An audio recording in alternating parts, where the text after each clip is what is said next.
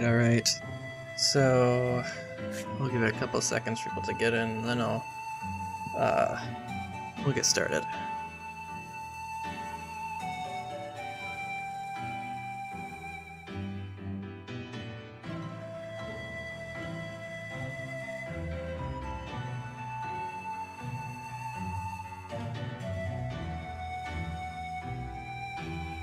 Yo, what's up guys? What's up? Early squad here. Love to see it.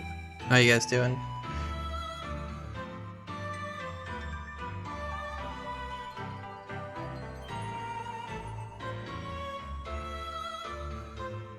I'm doing pretty good. We're gonna get some good AI dev done today. I'm hoping to get a pretty sizable chunk of it done.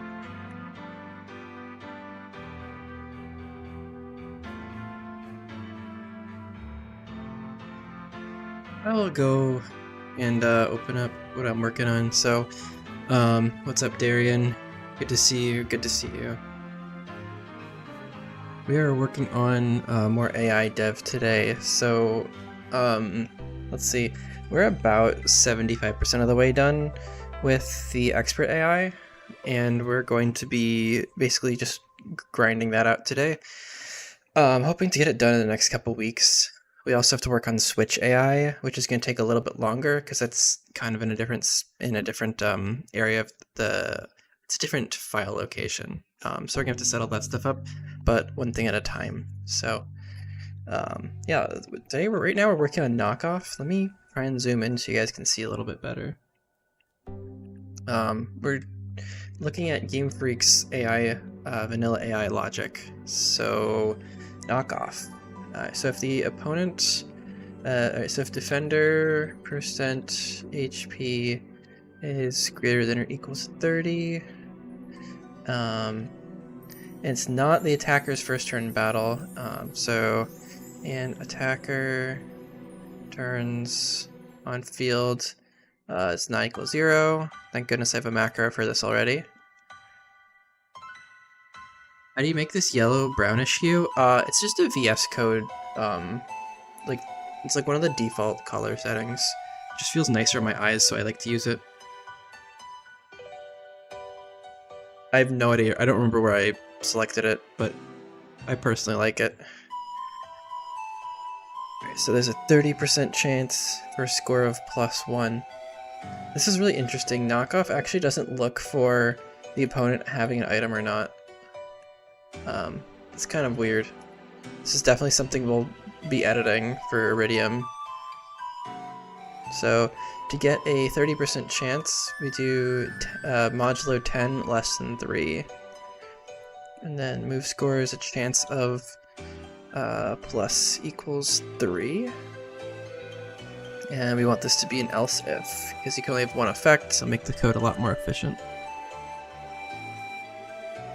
Yeah, I have, on all of my devices, I have the warm light filter turned on, like cranked up a lot, because I stare at screens for a lot of the day for my graduate research as well as for ROM hacking, so it's like I cannot go back to like bluish lights. It just hurts my eyes so much. So, okay, Endeavor is the next one. What's up?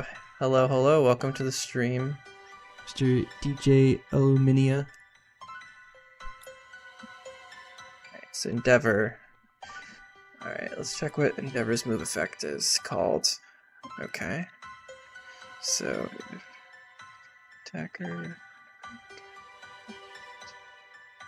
Alright, so if we're using Endeavor, okay, if the opponent's HP is lower than 70%, we don't use it. Interesting.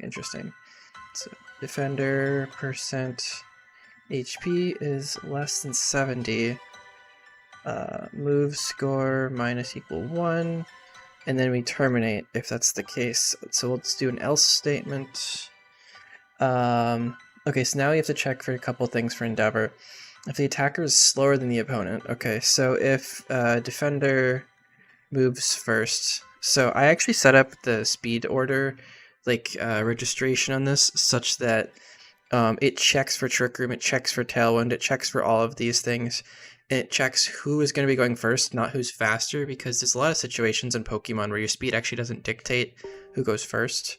Like obviously Trick Room is one example, but if you have other speed modifiers like Tailwind or like stat drops, then your speed stat is not the most important thing. So we're looking at who actually goes first, not necessarily who's faster. So if the attacker is going second, we have to do this branching logic. So if the attacker, I also have the percent HP macro set up, or rather a variable. So if that's greater than 50%, move score minus equals 1. So we're penalizing if we have too much HP, because Endeavor is really not useful. It's really only useful if you're very low HP. Alright, so then else move score plus equals 1. So if we are below 50 HP, we should use it. So else if, the only other thing is that if the attacker moves first, this does not actually account for speed ties, but like whatever. So if we're moving first, if attacker percent HP is greater than 40, we are penalized. So if we have too much HP, move score minus equals 1. Otherwise, if we have lower HP, then we can do move score plus equals 1. So it makes sense because if we have low HP, then we can use this right away if we're faster. Okay, that's actually a very, very simple logic. Okay. So if you guys are new to the stream, we've been working on the AI for a couple weeks now, and I have over 3,000 lines of code written for this. We're just going through Leah's document that basically has all of the Gen 4 AI. We're converting it to C code, and it will be editable for anyone's ROM hacks if you want to use this at some point. So it will be part of the HG Engine main repository probably in the next month or so.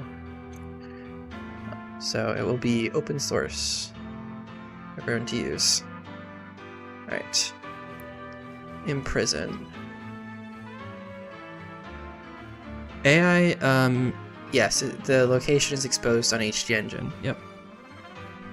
So speed ties are a separate thing. So I have a couple of variables here. Let me actually show you guys how it's done. So, let me see. Where's that set? It's like up here. Attacker moves first. Yeah. So basically there's this function called calc speed, and this is just calcing turn order. Basically the name calc speed is a little misleading, but basically I'm not looking at priority right now, so this is just basic, like who is actually moving faster in the speed bracket.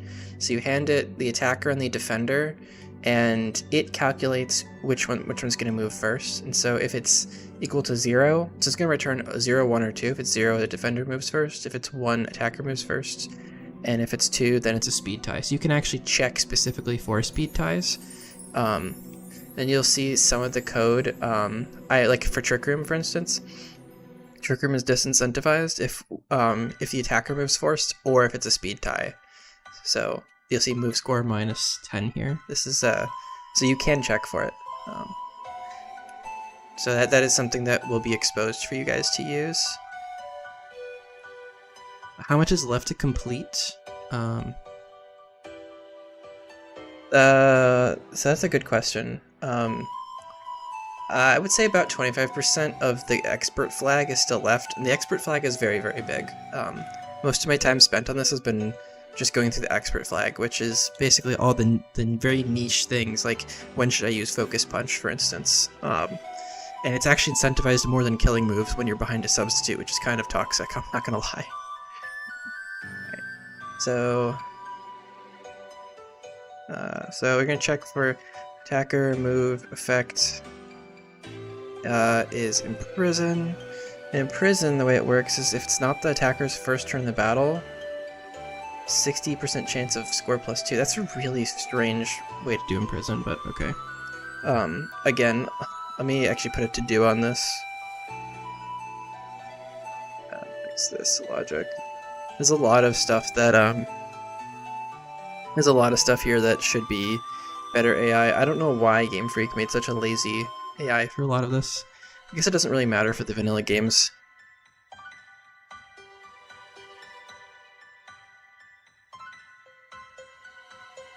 So yeah, what sure there is a disassembly of the AI. But it's kind of a mess to edit, so we're just writing it from scratch. I have not seen the news regarding Legends EA. Wow, what's up with that? I saw this. I saw the Switch announcement. Or Switch 2 announcement. It's a little expensive, but just some good games I might get it. Also, Poke Platinum has like a full decomp of the AI, but it's a little bit difficult to edit just from first glance. The attacker turns on. If the attacker turns on field is not equal to 0, meaning it's not the first turn on the field. So when it's first sent out, the turns on the field counter is 0. It's just like fully completed turns. We have 60% chance of score +2. All right.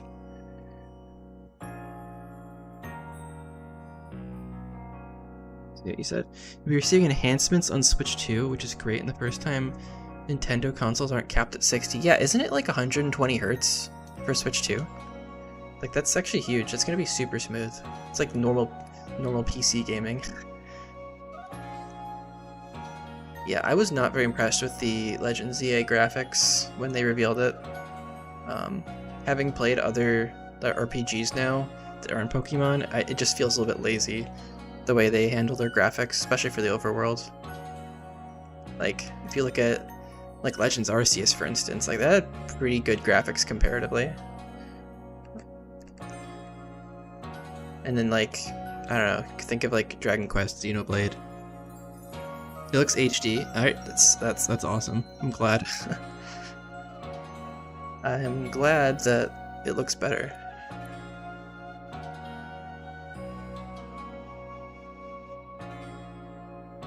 Speaking of Legends Arceus, that's the music we're listening to right now.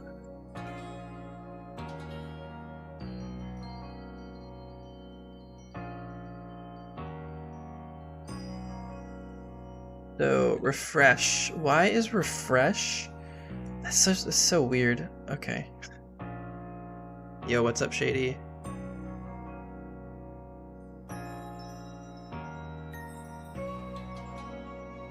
Welcome to the stream. Mapping will be back eventually, as soon as this stuff is done. I have some really cool ideas for what I want to do next. We have the snowy area, which I've been threatening to do for a couple months now. And then we have, I'm gonna make something cool that I don't want to spoil it yet. Do you have any periods of time where you have no motivation to work on your ROM? Yeah, I do sometimes, but recently I haven't had a ton of time to work on it, so I've been kind of craving getting stuff done. Alright, so if opponent, so it's defender, percent HP is less than 50.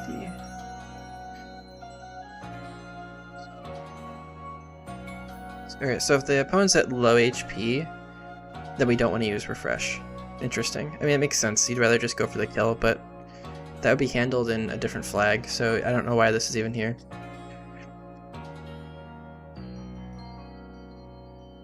Yeah, I'll tell you what, after I finished Mythic Silver, I was very not motivated to keep ROM hacking for a solid month. Like, I don't think I did any hacking for like a month.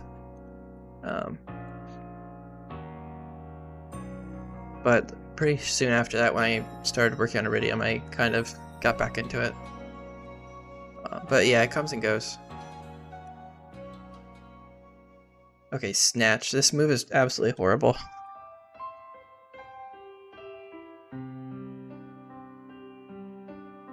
Might be cool for like a gimmicky fight though.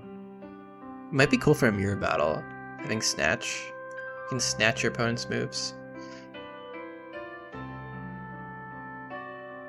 Okay.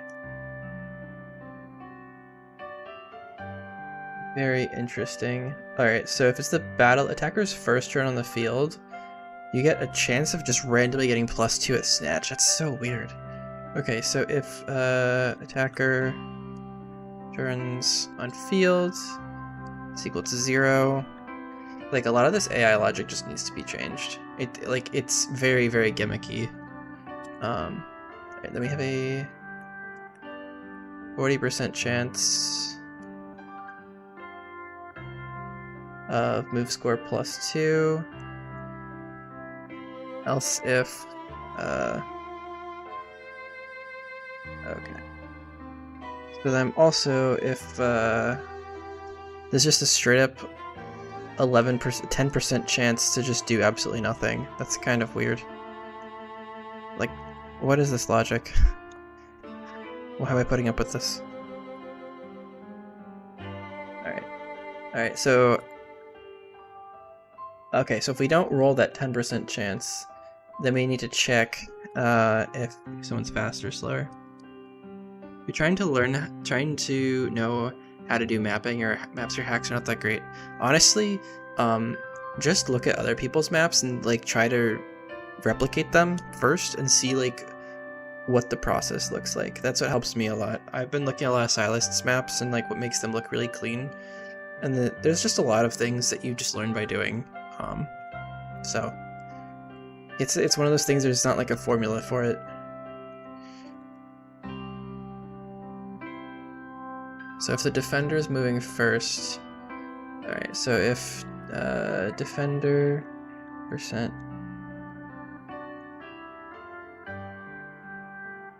Alright, so if the defender %HP is greater than 25, we have a 90% chance to, what the heck?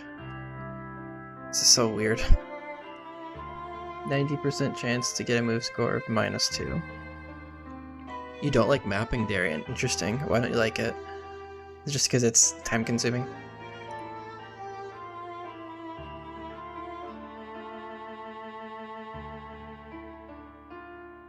The opponent has a flat recovery move? Okay.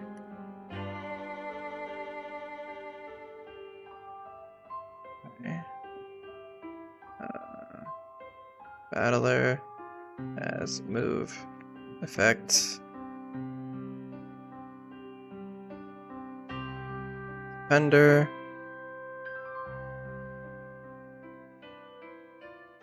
The move effect.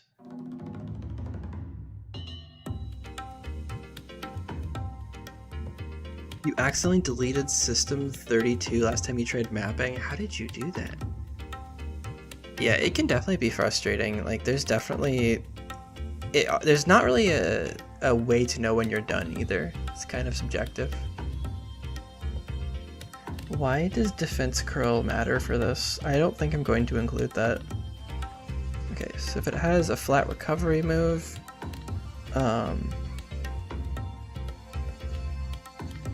you get a 40% chance of +2. Interesting. Okay. So we get 40% chance of +2 if it knows a recovery move. Otherwise, we have a 10% chance. This logic is so weird. I'm gonna have to 100% redo this. Alright.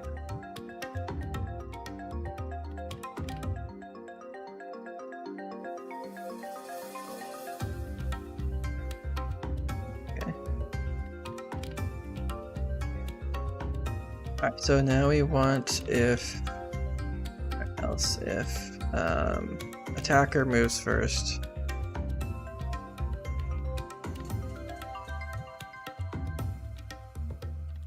Okay. So this is different logic. So if we're moving first, if attacker %HP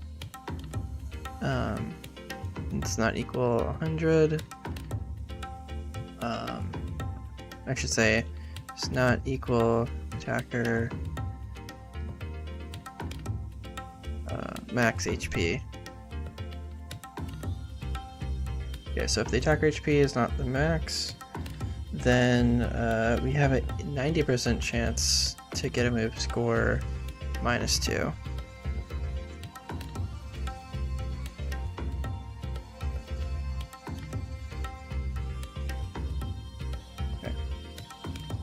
Otherwise, if defender %HP is you like the process of balancing and testing each split? That's actually my least favorite. I feel like I definitely skimp on that. I should probably do that more for Iridium, for sure. I find that that becomes really tedious after a while, and I get a little bit bored, but I think it's cool for creativity purposes. Yeah, I mean, I guess it's different for everyone, yeah. So defender percent HP.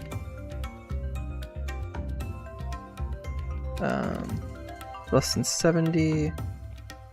We have a 90% chance of -2. Otherwise, we have a 70% chance of -2. This is like just so weird. I mean, that's the logic. It's done. Alright, lead, sport, and water, sport. Okay. Water, sport.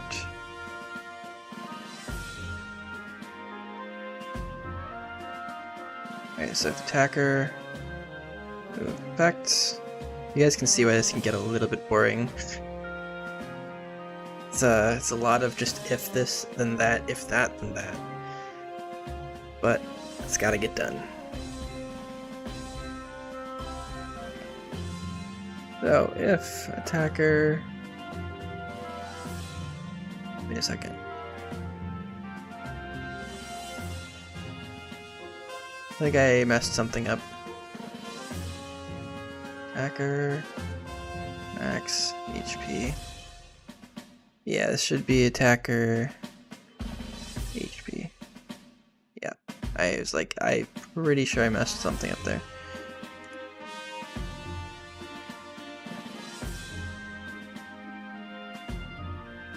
Okay, so if we're not full health, there is a pretty high chance of disincentivizing this.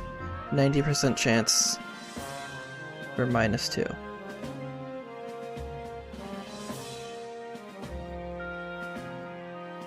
Alright, if not, then...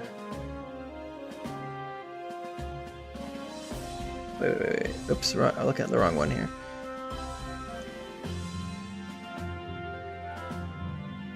Alright, if attacker percent HP is less than 50, move score plus equals minus equals 1.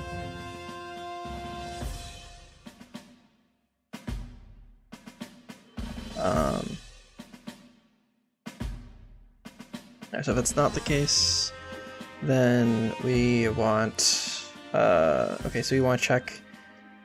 Okay, so if it has type, so the defender, so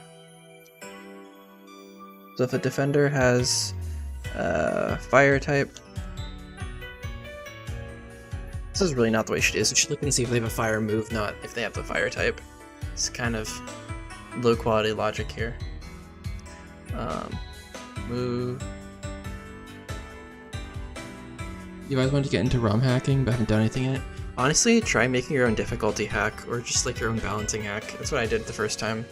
You get used to a lot of like how things work. And it's not too complicated. The tools are pretty straightforward for it.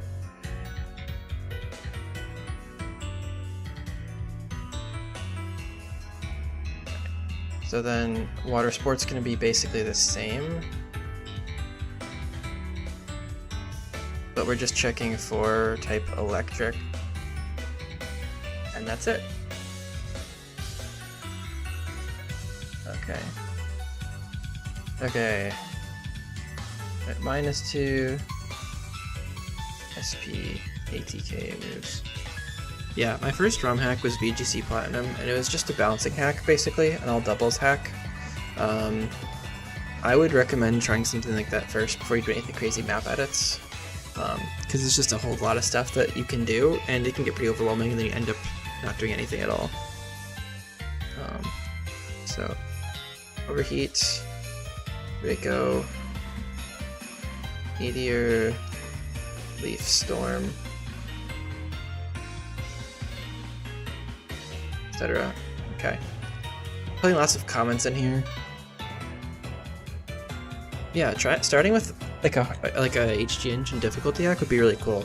I know a lot of people actually want something like that to play. Something that's more modern. At least when I posted my most recent video, a lot of people were saying they just wanted like Johto difficulty hacks in HG engine, which I think is interesting because I personally don't think those would be super fun. I don't know. I'm a little bit sick of Johto, but maybe that's just because I've been doing HG engine for a while. But to each their own. Okay. So the nice thing about this is that all these attacks have the same move effect, so we can just generically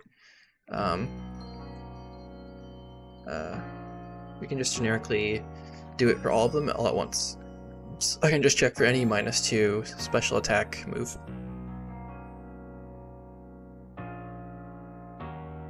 Yeah, Sinnoh is underrepresented, but I feel like there's a lot of ROM hacks out there that are just not high quality that people don't know about. Like, I feel like a lot of people have made Plat hacks or HGSS hacks, but people just have never heard of them. Plat Kaizo is coming this year. Hasn't that thing been in development for like 8 years? Something crazy. Like, I honestly don't really follow it because Sinisterhood of Vigor isn't really like part of the DS hacking community. Like, I've never seen him talk in the Kingdom of DS hacking once. I think it's just interesting. So I don't really know anything about it because I don't really follow his stuff very much. So, not effective. Let's check. There is a... So first of all, I want to know if we are being resisted by this. So if they resist our move or are immune to it, we do move score -=1. This is an additional penalty because we don't want to just drop our stats attacking something that doesn't do any damage.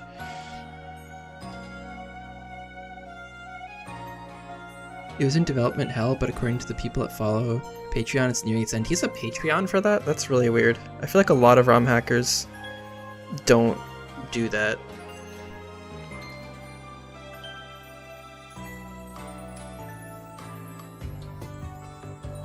Yeah, I just think it's interesting that, like, I honestly don't know anything about it, but I'm interested to see how the game turns out. Because I feel like a lot of DS hacks get pushed by the wayside because people either don't care about them or don't know about them. So I'm interested to see, like, how that goes. So if the attacker is faster than its opponent, so attacker...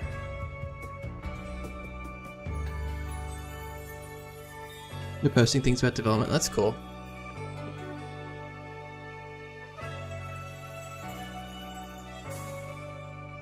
Okay. So if attacker, so they're faster than opponent, and attacker percent HP is less than or equal to 60. Move score -1. Okay. Otherwise, yo, Top Gamer TikTok, what's up? Welcome, welcome. Good to have you back. Okay, so if defender moves first, and attacker percent HP is less than or equal to 80. There is not a Plat engine, Trash Hammer. There is, Poke Platinum is in development, but that is not in like a usable state right now for like most people. So, there's not an equivalent for Plat yet. Which is, I know, disappointing to some people, but these things just take a lot of time to do, and it's not as simple as just being like, can I just run a Plat ROM through it, because the file locations are different for a lot of things. So, like, they're very similar, obviously, because they're just DS hacks, but when you're editing a very specific like byte somewhere, you have to change it for different games. So it's not necessarily like just moving the code to a different ROM. It's a pretty involved process. But I think people are working on the decomp still, so that's something to look forward to. And honestly, that might be more eventually easier to use than HD Engine. Yeah, you don't want to miss a big thing. Yeah, honestly, if the plat decomp happens, I might do a plat hack at some point. But I think Iridium is probably going to take a very long time to do, so who knows if I ever get around to that. Yeah. It'd be really cool though, for sure. Alright. So, attacker. Move effect. So, okay, so now if we're doing hammer arm. Okay, so if the opponent... So it looks like the basic idea for expert AI is that if you have a move that drops one of your stats, you disincentivize to use it if it'd be resisted, because then you're just dropping your stats without much return. So it's further disincentivized than normal. Is the plat decomp by pre? Yeah. It's so Leah's been helping a lot with the Poke Platinum. She's been doing a lot of the documentation, code rating, all that stuff. So it's not just, I don't think it's just one person anymore, but yeah, pret decomp. Yep. I think most of these decomp projects have multiple people on them at this point because it's just such a big process. But I haven't really been following plat very much, so I could be wrong. Let's attack. So if defender moves... Okay, so the defender moves first. Then we're incentivized to use this because then it doesn't matter if we're dropping our speed, right? So hammer arm drops our speed. If we're already slower, we're actually incentivized to use it. Because I mean, it doesn't really make much sense, to be honest with you. Like, I feel like that would be a rather neutral thing. I don't know, I feel like you should, actually, let me put a to-do in this, like, to-do, incentivize,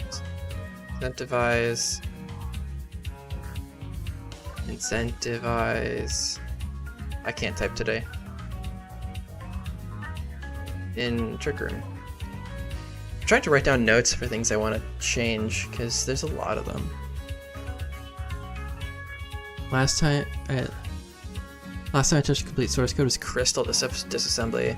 How long ago has a Gen 2 and 1 hacks been decomps? Because I'm assuming it's been a while, right? I've never hacked those. Wrong.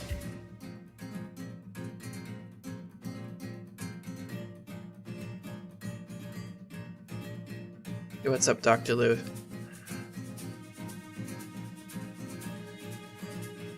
Alright. So if we're using Brine, the next thing to consider, okay, if we resist or immune to it, move score -1. I don't understand why that's such a common thing for Game Freak to do. They're complete around 2016 or 17? Yeah, that sounds about right.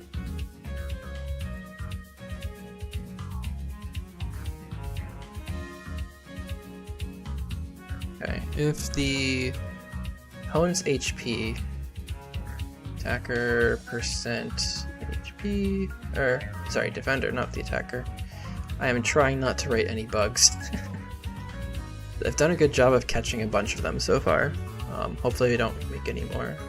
Alright, so if the defender percent HP is less than half, or equal to half, then we have a 50% chance of 1 + 1, 50% of +2. I see. So basically, if we get the Brine boost, then it's incentivized, which makes sense.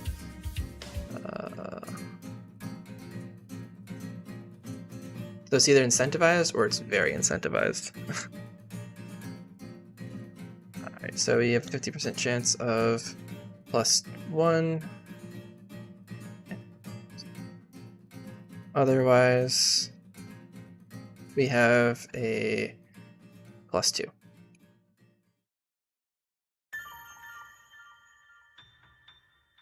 Yeah, I think you're right about the plat engine. Yeah. I remember you're hearing about that. Yeah, I mean, if you have a decomp going, that's just better because you have way more freedom with that. rather than just writing C code to inject into a billion different places. If you just have source code, that's just easier to work with. So that makes a lot of sense. All right, Brine is done. Faint.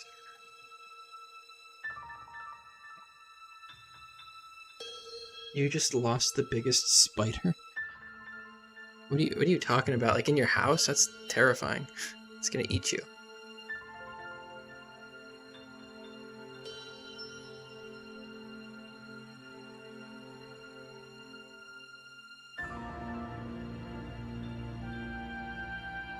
So if we have faint, we probably want to check. Okay, so if the opponent does not know protect, okay, so if has move effects,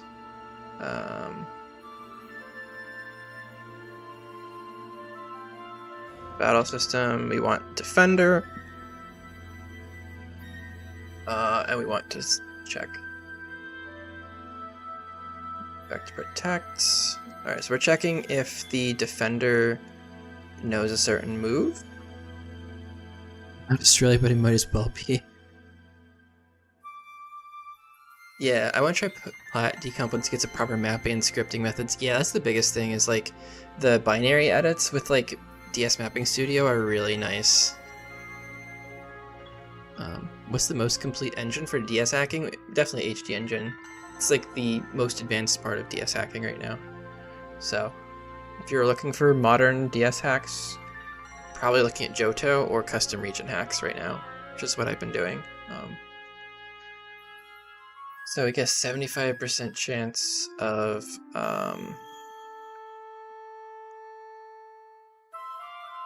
so a 3 in 4 chance of getting +0.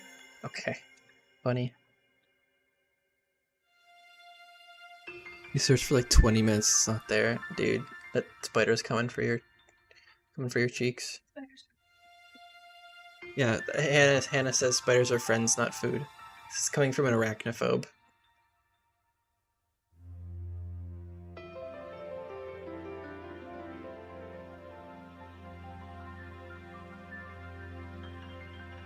Dude, the spider, you gotta find somewhere to live.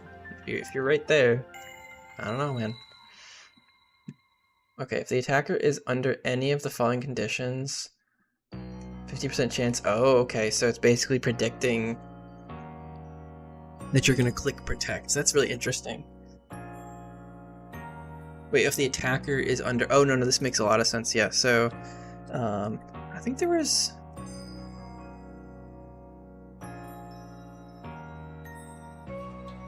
somewhere else I coded something very similar to this. Okay, so if Toxic, Curse, Perish Song, Attract, I think Leech Seed and Yawn. Yep, Yawn and Leech Seed, yep. So any of these, great. My cheeks before GTA 6, no, no.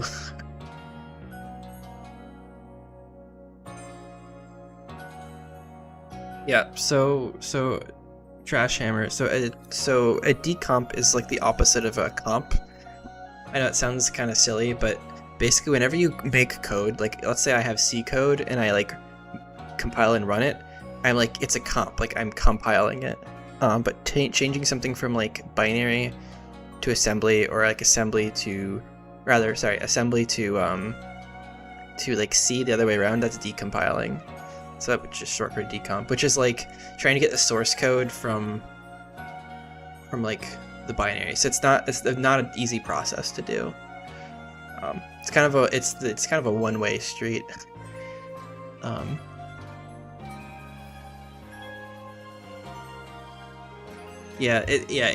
Top Gamer. Yeah, it's basically CFRU.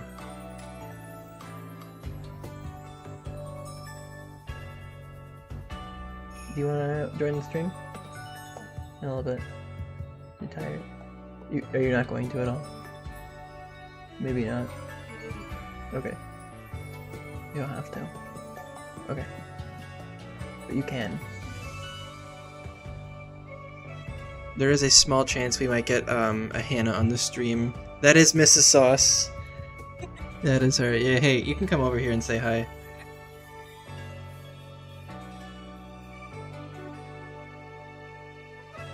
This is our sprite artist, everyone. Good to see everyone. Look at you, celebrity. Oh my gosh, you just popped off our viewer count. Look at you. You're everyone's favorite. They come here for you, not me. I'm not surprised. No. Yes, this is Mrs. Sauce. This Hello. is Mrs. Sauce. Hello. Are you still working on the AI stuff? Yeah, we're working on AI stuff. We're tugging along slowly and talking about decomp. Very, very nice. Look at this for the thumbnail. Wait, hold on. I gotta take a screenshot real quick. Wait, I want to pose. Wait, a screenshot. I got a screenshot. Okay, now I just look like a freak. What the hell? I'm putting this in Discord, you guys. I'm putting this in Discord.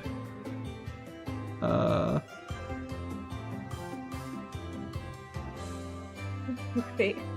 There we go. If it's in the Discord if you guys want to take a look. Beautiful. Oh my goodness. Alright. Good to see you guys. Oh, it's centered on me. Oh. Just a little, like, pog face. 20 extra viewers in 3 minutes confirmed. Thanks, Hannah. You did great. Alright.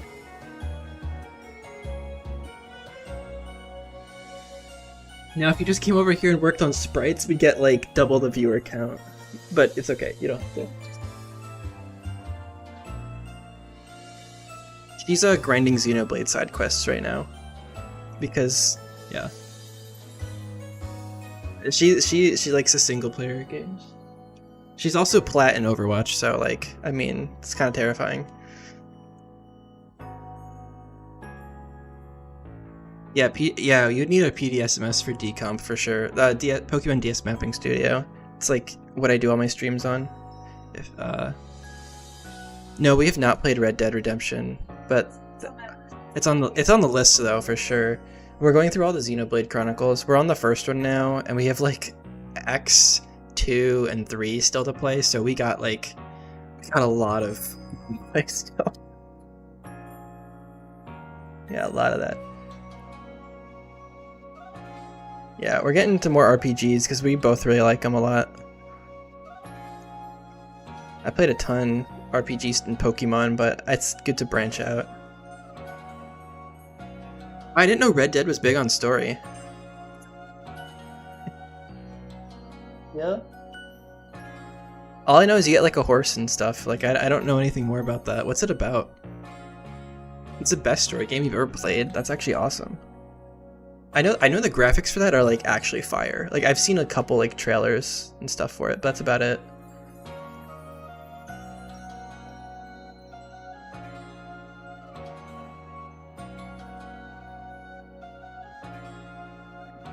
Alright, so we're looking at faint. Otherwise, if the opponent is not at maximum HP. Okay, so if and is holding leftovers or black sledge. What the heck? This is so weird. Okay. So faint AI logic is in depth, and I think it's actually decent. Okay, so if opponent or defender percent HP is less than 100, so it's not full HP. He plays a cowboy from a while back while being in some sort of gang and doing stuff to survive. Okay, so it's kind of like real life-ish in a way. It's like realistic in it a little bit.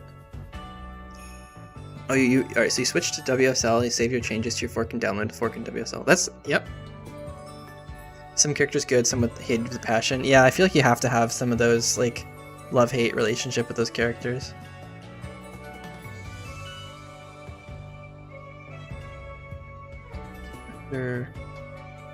Item.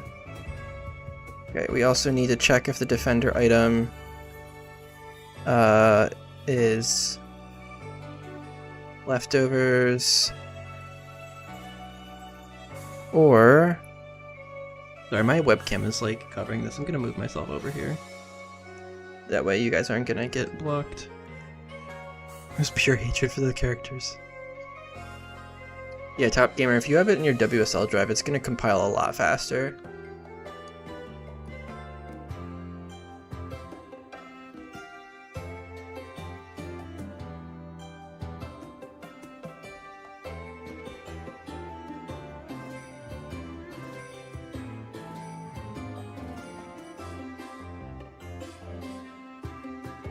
Okay.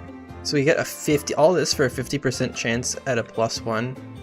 Is that what we do for a Krabby Patty? Have to use Feint? My goodness. If the opponent protect chain is 0, 50% chance of score. Okay, so basically the number of turns. I don't know why it's called protect chain. Okay. Protect turn. I don't know where the protect turn counter is. I think I have protect success turns. Yeah. Basically the number of turns in a row I think you've used it. I think that's what the data structure holds. A lot of this stuff isn't hard, it's just finding out where the information is stored.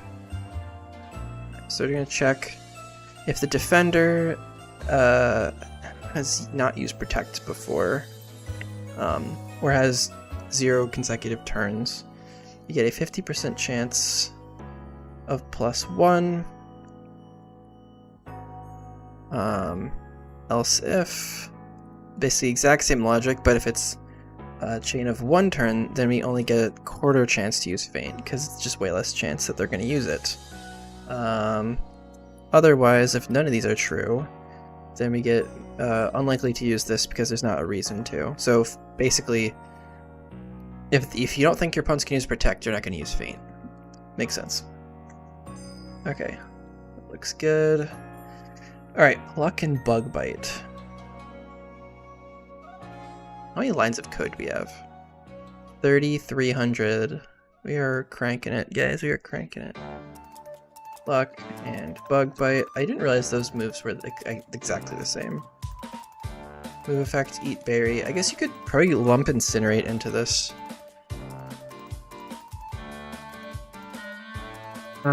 As far as I know, the most that people have done for like decomping Gen 5 is like I think they've worked on White too. I think that's like the you know how like it's like Fire Red instead of Leaf Green or Heart Gold instead of Soul Silver. I think White 2 is like the preferred Gen 5 hack. Yo, what's up, Oak Creations? Thanks. I'm glad you liked the video. Yep, we're working on Move AI today, so trying to forward the progress of DS hacking. 3,000 lines into rewriting it in C code.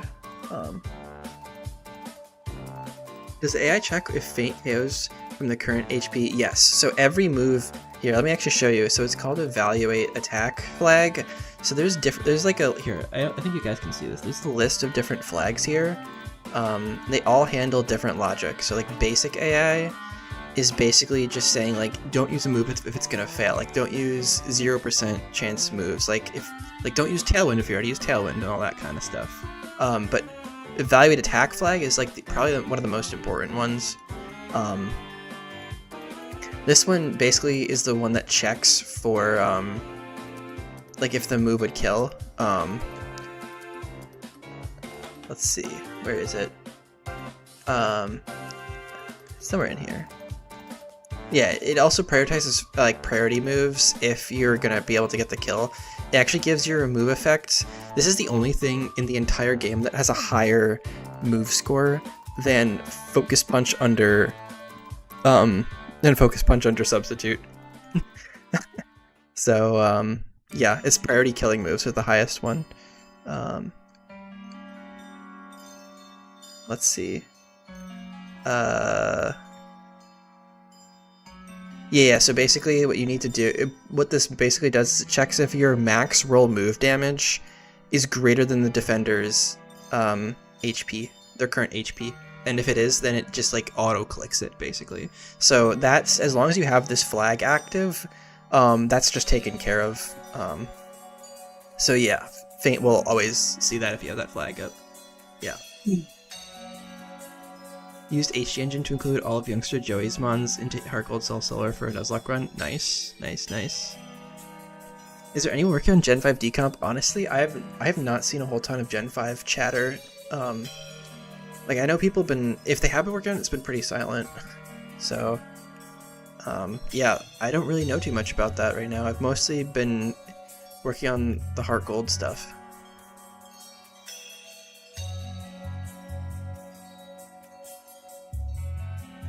I bet you people will still do binary hacks even if the decomp is there, just because it's a lot more, it's a lot easier to do for your first hack. It's just less to know. It's just like, hey, I can change some numbers and stuff, rather than figuring out like what file where to change. So I'm sure binary won't go away, even. So I think DSP is probably safe for a very long time. I know people still use like Hex Maniac or whatever for Gen 3. Yes, the only thing that it will see a killing move, the only thing that it will click more than Focus Punch and Substitute is a priority kill move. Not even a regular kill move, which is crazy. Because that's +4 and the Substitute plus Focus Punch is +5. So it's actually ridiculous. It's kind of toxic, actually. It's just sitting there, like, focus punching you, taunting you. I mean, honestly, if you're hitting a focus punch, you're probably getting the kill anyway. I thought that's a pretty old Hex Maniac. I think that's, like, a pretty old, like, binary hacking tool for Gen 3. Because I don't think people use it very much because of the decomp and the, like, RH expansion. Yeah. I think it's like the equivalent of like our like DS hacking tools. Yeah, it's like super old. Alright, so if it's the attacker's first turn in battle, so attacker turns on, so if the attacker turns on field, it's not equal, it is equal to 0, then we have a 75% chance of +1.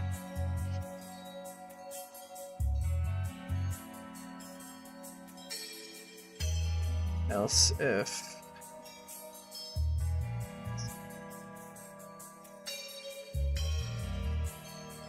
we have randomly a 50% chance of plus. Yeah, I don't understand why they do this. Like, it should be incentivized if they're holding a berry, not if like it's your first turn on the field. It just doesn't make any sense. Okay, whatever. That's fine. Advanced map, yeah. That's the one I've heard of.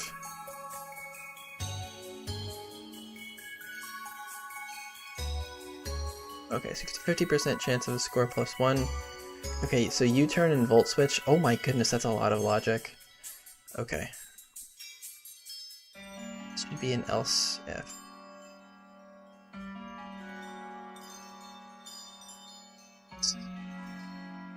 I guess we could probably lump parting shot into this as well, eventually.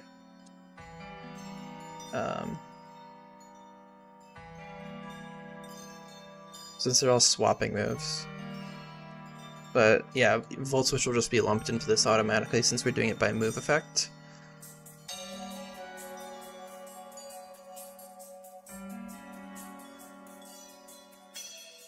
Okay. Alright, move effect hit switch. Okay, so we check if we're... This is a really stupid check, I'm not gonna lie. Like, you really don't care if your move is not very effective if you're doing Volt Switch.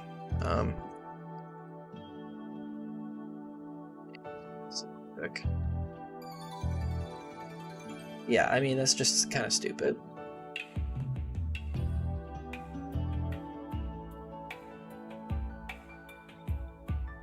Okay, so if the attacker is the last living party member, score +2?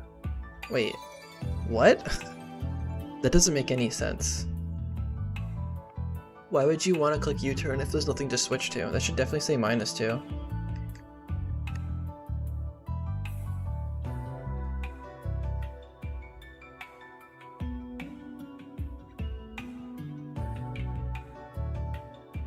That's really silly. Okay. I think that's a bug. Let me put a note. Should this be -2? I mean, I'm gonna keep it as -2 because that makes way more sense.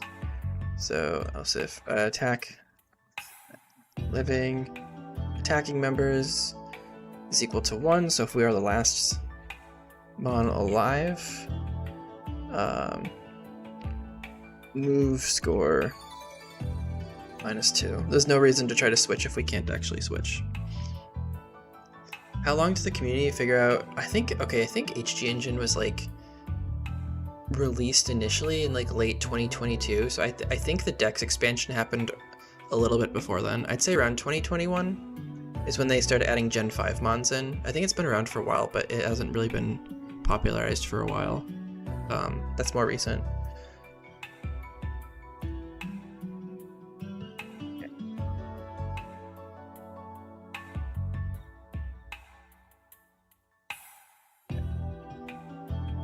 Else if okay, so the attacker is a super effective move. Okay, so if the attacker has super effective move on its opponent, then it's very unlikely to use this move. But what if this is the super effective move? That's a little bit weird.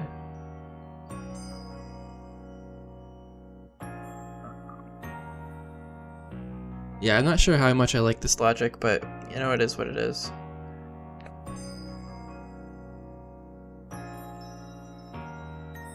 Yeah, mine asks to WSL workspace a bunch. I just kind of ignore it. I probably shouldn't, but I don't know. Once I have something set up, I don't like to change it because it's just a chance I mess it up, and if it ain't broke, don't fix it. That's just me. I haven't installed that. Okay. There is a check somewhere. Yeah, so attacker mon with highest damage. Yeah. I think this is called somewhere else. I think I use this for the evaluate flag, evaluate attack flag. Yeah. Oh no, this was an expert. Okay, this was in Healing Wish. Interesting. What program am I using? Nolan, I am using VS Code right now to do this coding. It's super nice. Will HG Engine move to the HD decomp once it's usable? I mean, I imagine so, but I would imagine that's not going to happen for a very long time, since HG Engine isn't even done yet. I'd imagine that that's just, it'll be, I mean, yes, but maybe it'll be a while.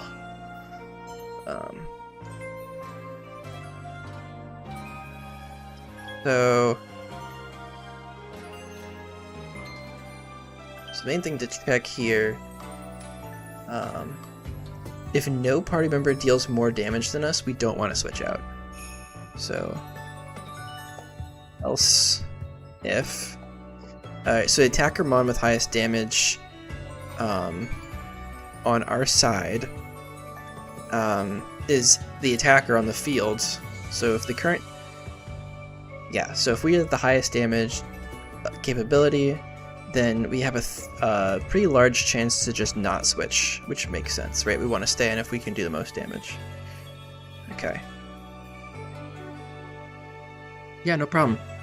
VS Code's pretty good for everything coding related. I think it's like the thing most people use. It's a good text editor. Okay. So if the opponent's HP, so defender percent HP is greater than 70, then I have a 75% chance. That's interesting. Why would I want to volt switch on something that is high HP? I don't know why that would matter.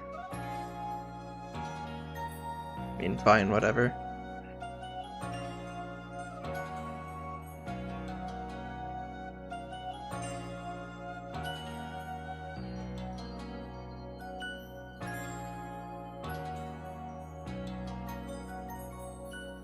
So this needs to be all together.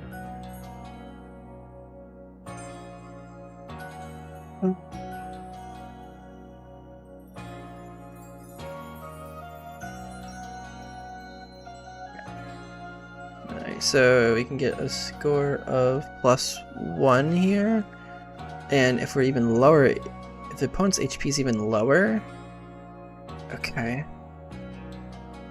So we're incentivizing switching when their opponent's HP is low instead of when our HP is low. I feel like that's a bug in their code.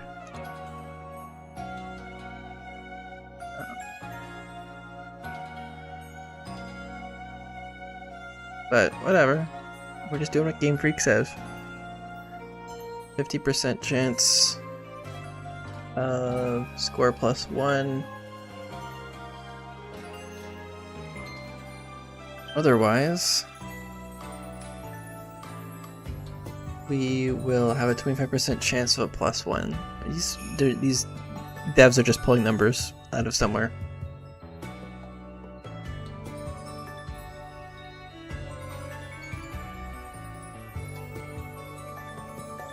Oh, I think this actually belongs in here.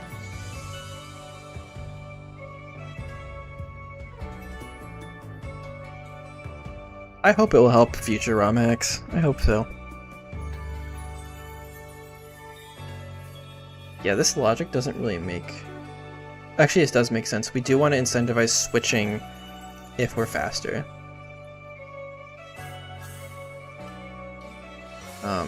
I mean, obviously for like Nuzlocke and stuff, slow switches are better.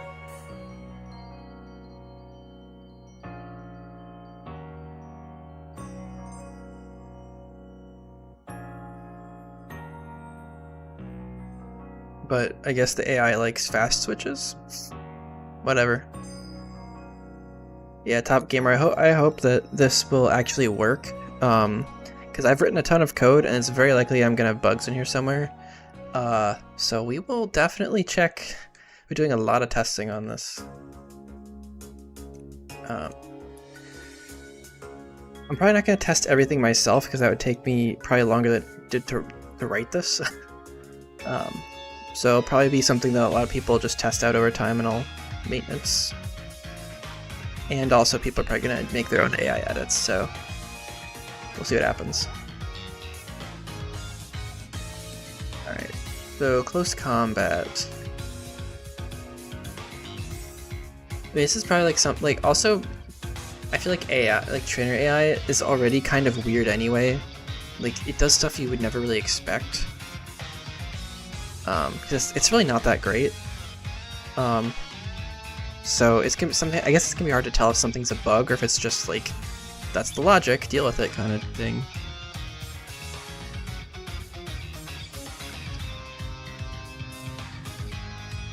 So if we have close combat, we want to check and make sure we're not hitting not very effective. Oh, my code finished running.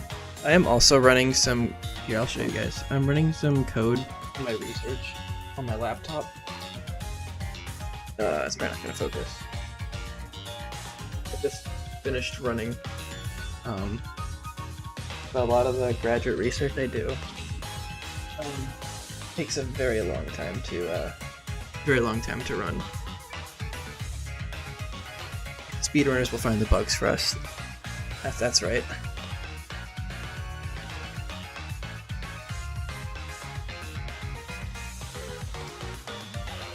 Yeah, the reason I actually got to stream today was because a lot of the stuff that I have to do right now for my research is just like waiting for stuff to finish running, and so I may as well do something else in my spare time. Better to do something than nothing. Looking at the Platinum repo, a lot of great work is being done. Yeah, they have, like, they've got a lot of cool stuff done there. They've got a lot of very, very smart people working on it.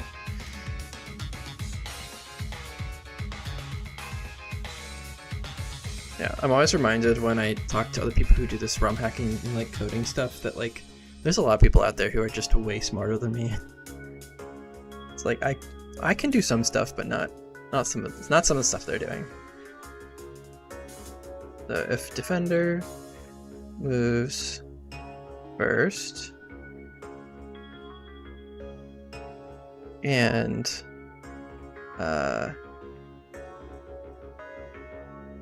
attacker percent HP is less than or equal to 80, moves score -1. Okay. Wonder if music editing will be easier. Oh, I forgot to change my camera back. Sorry guys. There we go. Now you can see what we're doing. wonder if music editing will be easier in the decomps. I don't know. There's still going to be a lot of limitations on like how much stuff can be loaded into memory, so I feel like that stuff won't be any easier. But I don't really know. That's the honest truth. I don't know.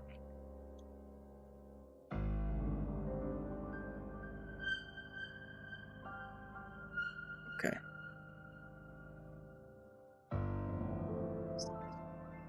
Attacker moves first. And attacker, then HP is less than or equal to 60. Move score minus equal 1. Okay.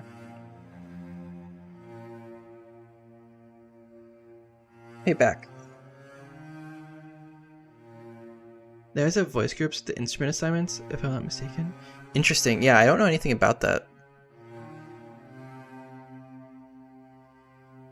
Honestly, that'd be really cool to have like better music inserts, because those things are really obnoxious. I'm not gonna lie. Having done it myself multiple times, it's not worth. It's honestly not worth the time. Quite a lot of the time.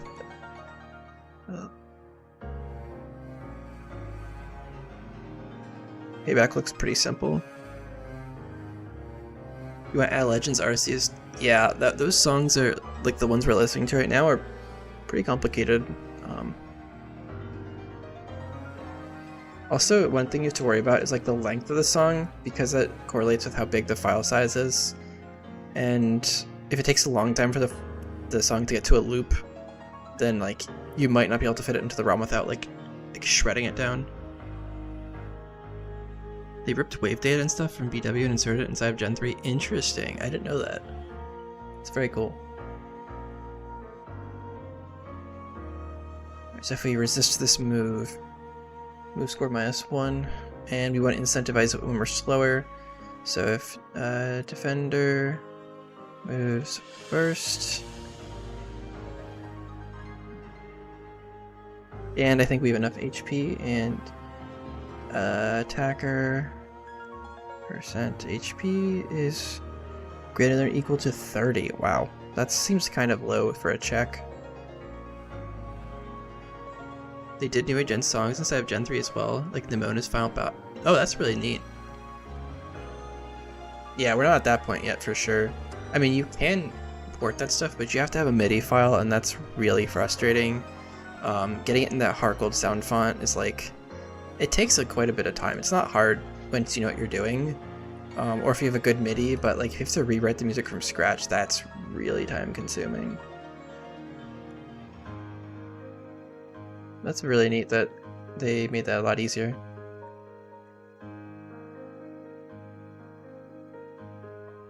Okay, assurance.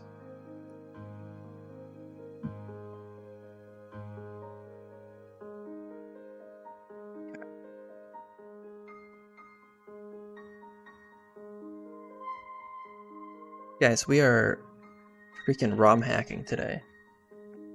We are hacking the ROM.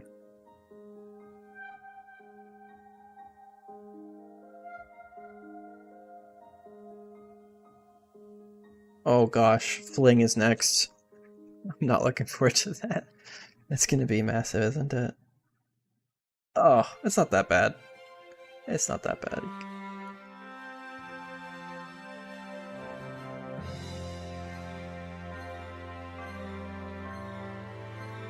Yeah, they ripped the sound font itself. Yeah. For Gen 5, that's kind of difficult because the sound font is like different for every song. They have like custom music banks and stuff for every song instead of just a general basic bank. That is one of the reasons porting Gen 5 songs can be a little bit tough.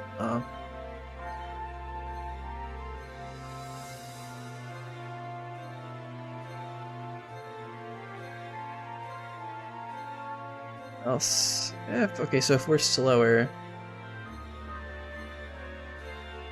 so if defender moves first, all right.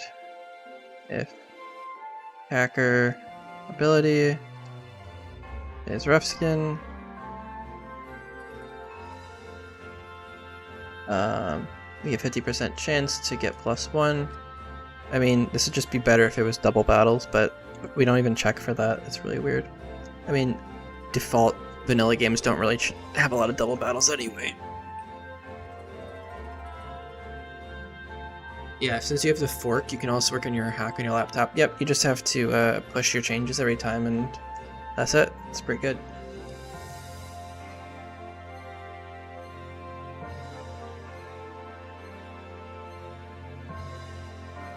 Next week, you want to check for Jaboka Berry or Roap Berry. That's the case. Another 50% chance. The 50% chance of +1. Else. We get a 25% chance of +1. Okay, Embargo has just a straight up 50% chance of +1. This is probably the stupidest logic I've seen all day. Like, why don't we should be checking for if it has a held item, but alright. I'm gonna put another to do here. Check for doubles.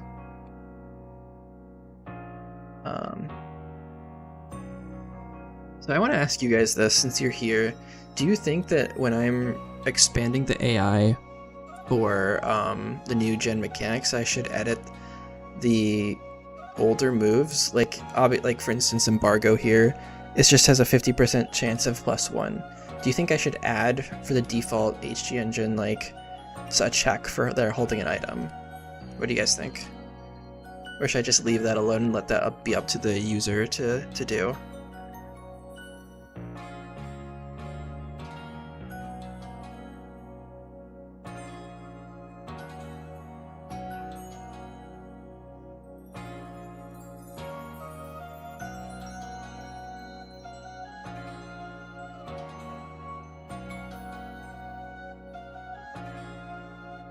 It's up to the user. That's what I was thinking.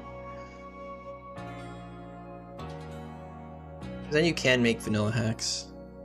Yeah.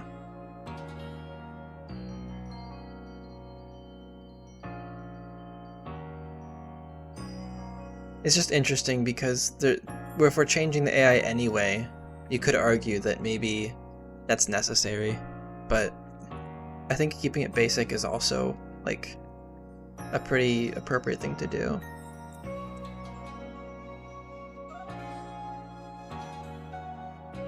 Right, Fling, where are we at? We're at 3,400 lines. I'm assuming I'm gonna hit around 4,000 for this to be done. Wait, Fling has a lot of logic for it because there's a lot of different effects.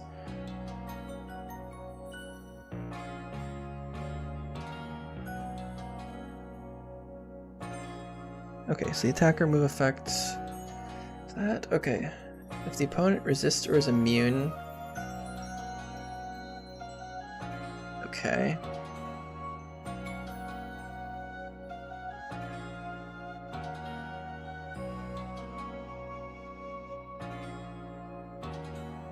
Yeah, so resist or immune. Move score -1. When was Poke Platinum started? I have no idea. I'll be honest with you, I have no idea.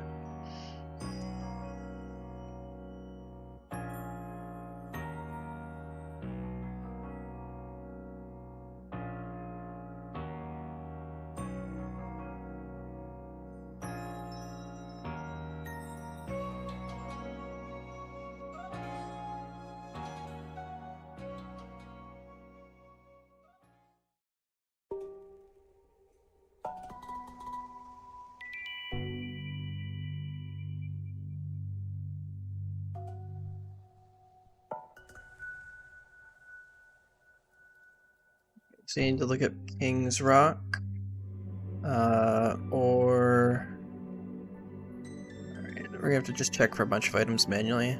That's alright. King's Rock, Razor Fang. So flinching moves.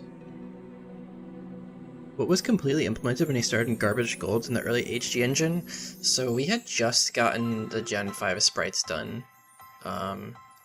And there was, I don't think terrains were finished yet at that point. I think terrains were finished for Mythic Silver. Yeah, it was basically just a dex expansion. I think like in some form Pokemon, this is like Hisui and Zoroa, and like most of Gen 6 was done, I think. So, or not, no, not even all of Gen 6 was done. I think it was basically just like Gen 5 and Gen 6 mons had been done. And then like things like the basic like level caps and stuff was done. So it was pretty basic at that point. It's come a long way. I think that was also before Arrow started working on it, and he has been doing a lot of the terrain and battle engine stuff.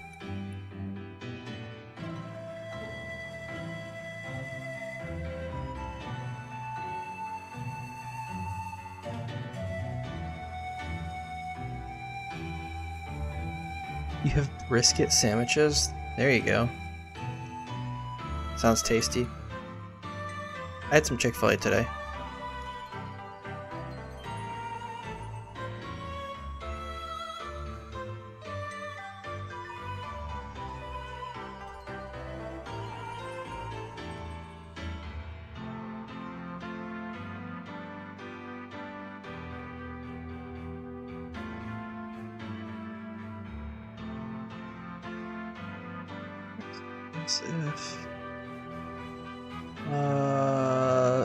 Fling power's gotta be here somewhere. No? Oh,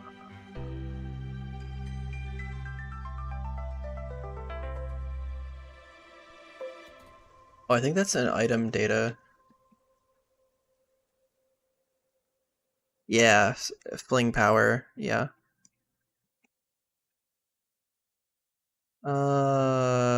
Probably should move this to somewhere else. Yeah, let's organize this code a little bit better. U32. So Fling power. And then we set. Where do we want to do this? Probably around here.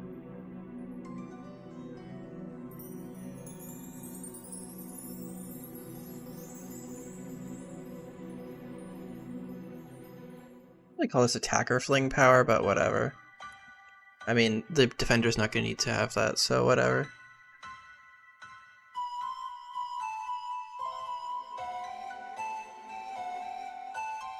Yeah, okay, we already have the attacker item.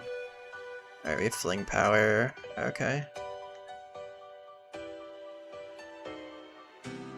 So if Fling power is less than 30, move score minus equals 2. So don't chuck it if it's not going to do any damage. Duh. Else if Fling power is greater than 90 base power.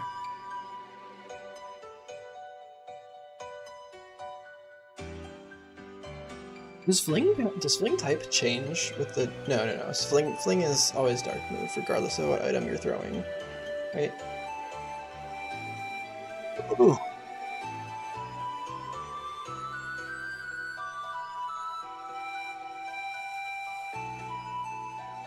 %75 chance.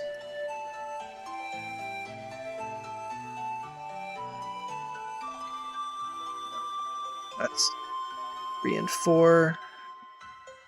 Or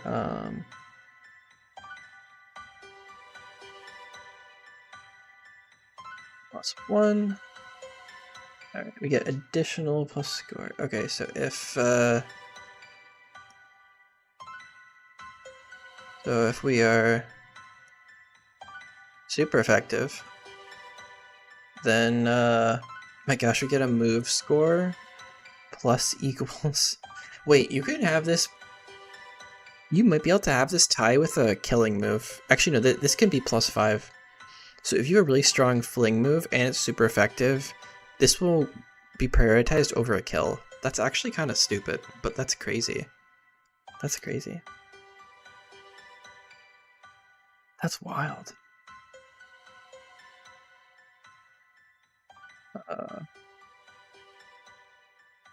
Else 50% chance for +1. First ROM hack I ever played. You're gonna be kind of disappointed to know that I actually watch ROM hacks more than I play them. I usually just watch other people like nuzlocking VODs or something. I think the first one I really knew about was Emerald Kaizo. And I watched Peachel's like winning playthrough of it. That was pretty cool. But I haven't played a whole ton myself.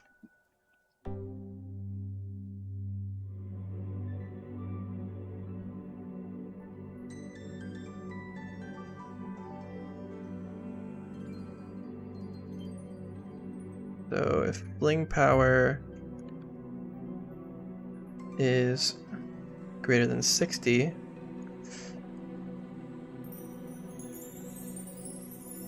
uh, 75% chance of +1.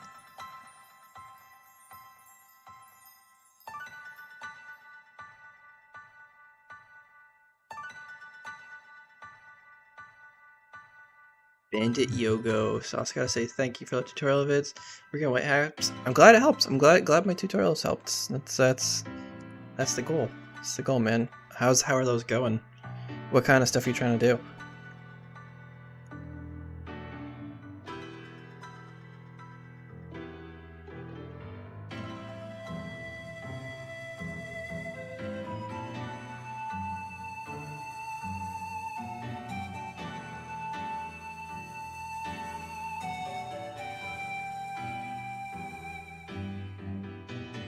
Psycho Shift. I feel like I've done this before. Wait, if the attacker doesn't... Wait. I've definitely done this before. Hold on.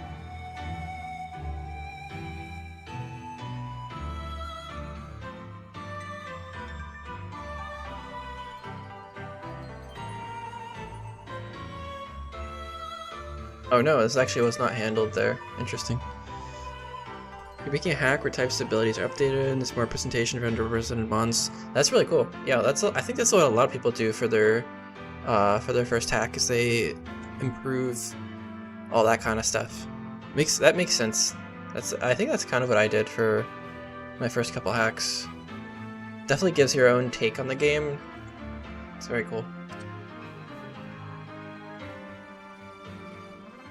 You have to be careful though, because it could be a gateway to wanting to do more, and then you start making really big hacks, and then it eats your life up. I'm just kidding. It's actually very fun. But yeah,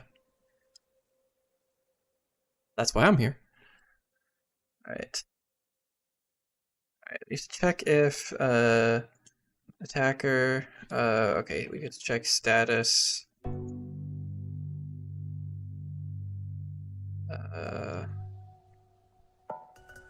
None.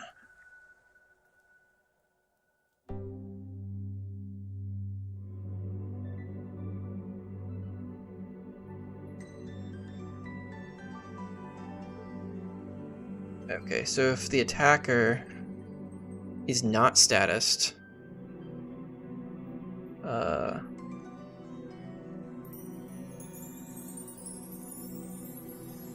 then move score minus equal 10. This should really be in the basic flag, not the expert flag, but whatever. Else if defender percent HP is greater than 30%. 50% chance score +2. Or +1. Okay, great. Alright, trump card. What is that move effect? Yes.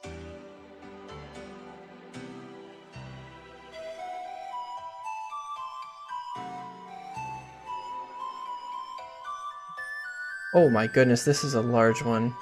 Wow. Okay.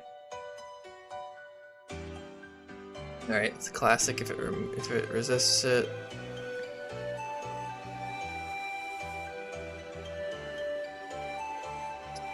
Those things.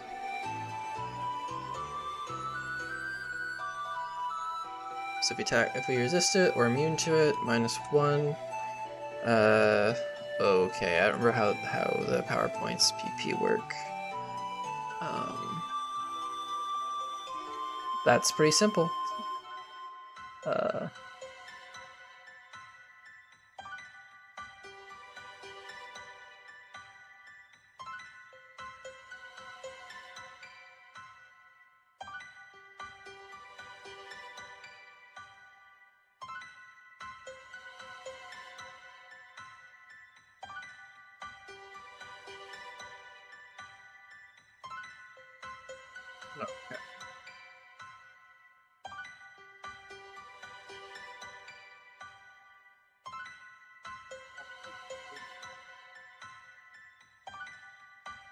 Okay, so the base PowerPoints. Okay,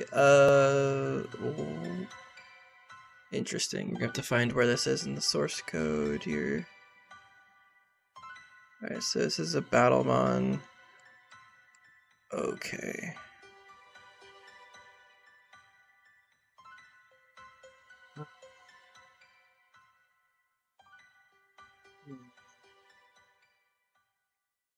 I might need to change the code structure to account for this.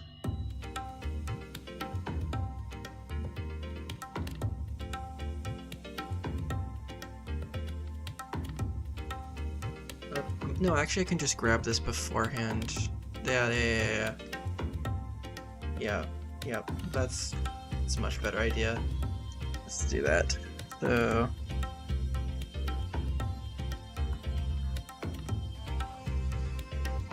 Alright, move relevant variables. Int pp. Attacker b.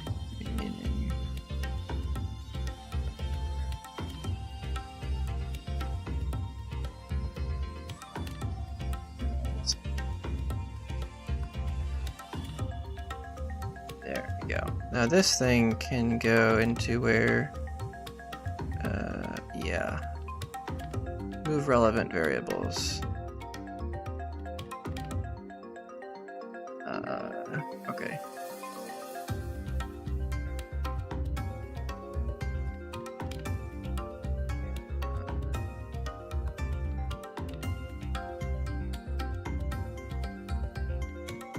There we go. So this will get the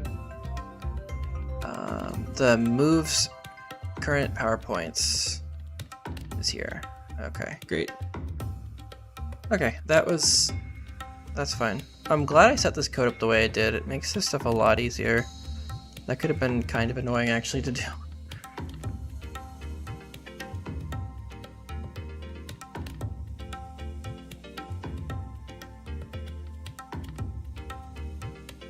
So we get +3 move score for 1 PowerPoint.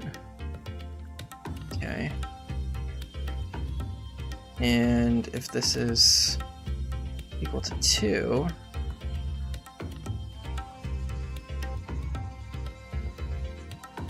%40 chance. 1 second.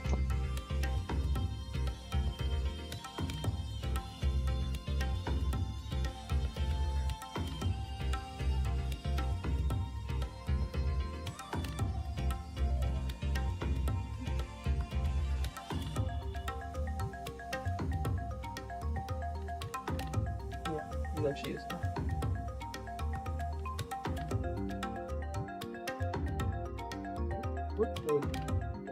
Fiora, and then like Charlotte.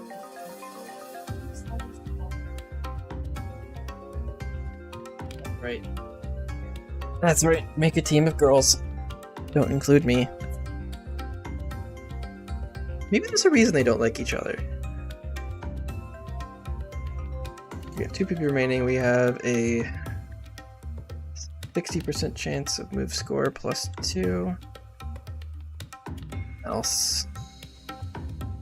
Oops. plus equals 1. So if we have,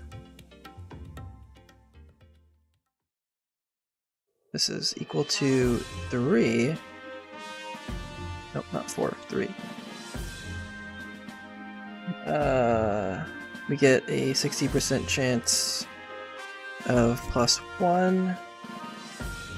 Oh, interesting. Oh, interesting. So if the defender's ability is pressure, you're incentivized to use trump card. That makes sense though, because it drops your PP faster.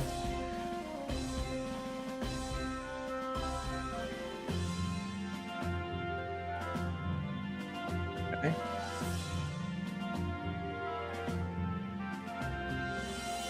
Else if, okay, if the evasion stat,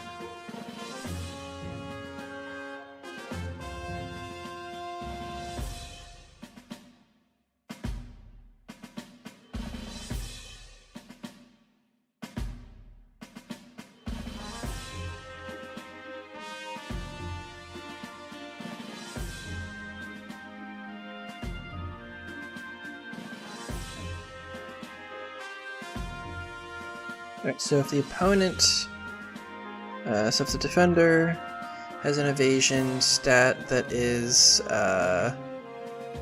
+5, so that's at 11 or higher, or I'm assuming our accuracy is down 5. Yep, or hacker accuracy is less than or equal to 1 because everything is an off by 6 shift. Then you have a 60% chance to score +2. Else score +1. Okay.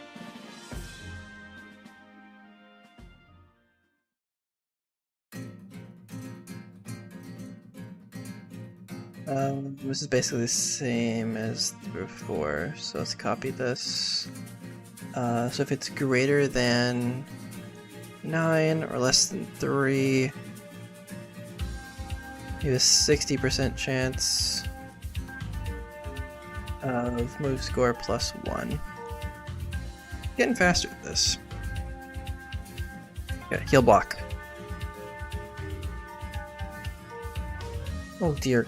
Okay, a lot of very specific stuff here.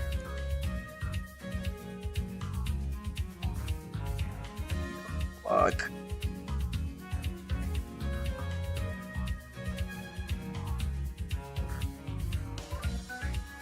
Are you using heal block?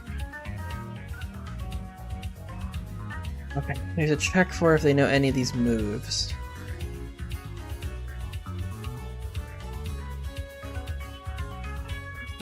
Has move effects.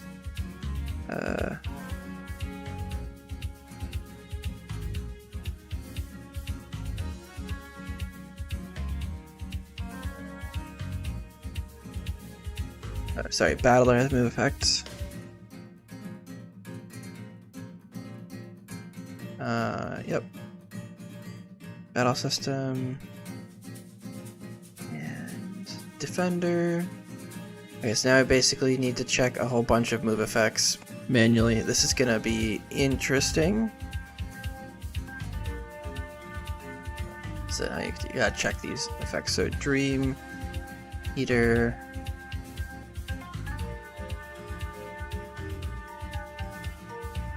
or yeah, let's just start copying and pasting. How many of these do I need?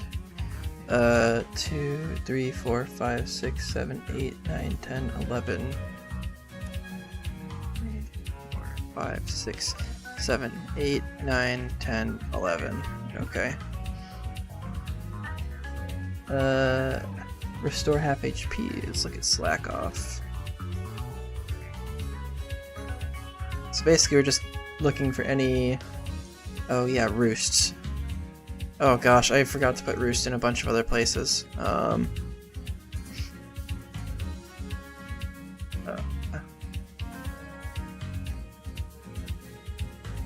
Sure.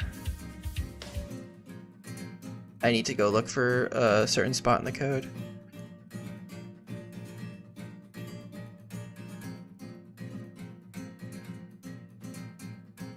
Yeah, I totally forgot about Roost. Yeah, for recovery moves, Roost is a different effect because it removes your flying type. Is there a list somewhere on the Discord maybe where I can find a list of Pokemon which appear in Iridium? No, not right. Well, yes, but basically all of them are planned on being added in some way, shape, or form for the casual mode, not for the elite mode, but that's still in development. There is documentation on the Docs downloads channel that is mostly up to date, but basically everything is going to be available in some way.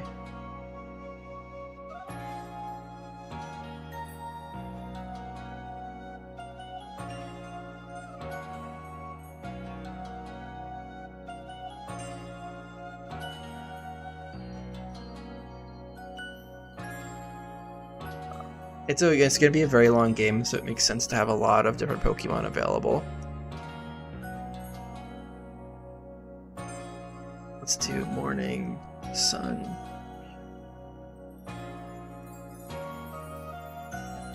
Rest.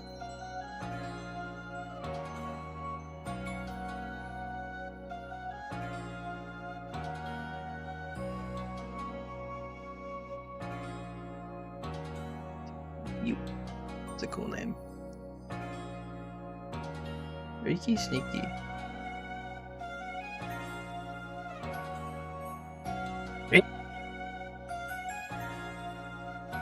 Is it possible to implement Mega Evolutions?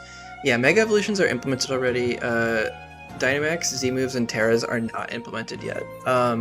You can try to implement them yourself, but you probably have to have a lot of knowledge about the file system structure. It probably might be difficult to do. They're on the docket to do in the future.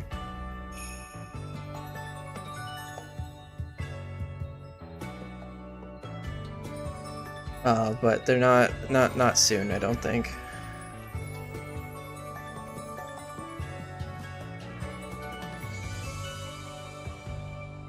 Aqua Ring.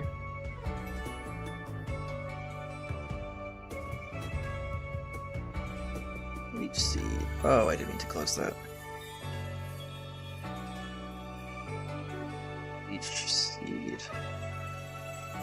Yeah, right now only Megas are implemented, and all you have to do is just give them the Mega Stone, and they will evolve when you press the button.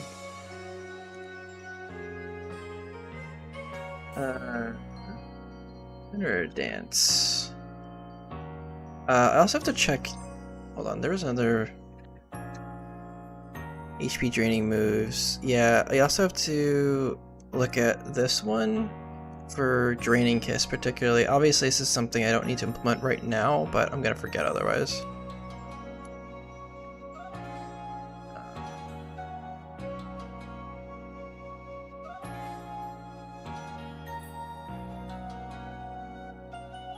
So yeah. There we go. Alright, that's a list of, I think, all the different draining moves or healing moves. I should just make a function for this. If I maybe if I need to use it more than once, then I will. All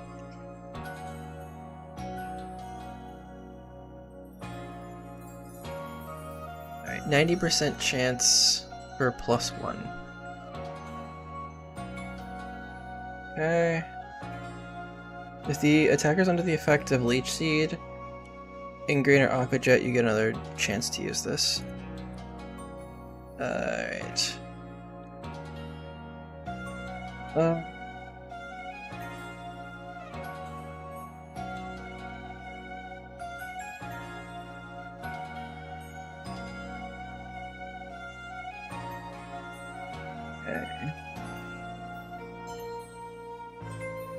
Yeah, we have Aqua Ring here.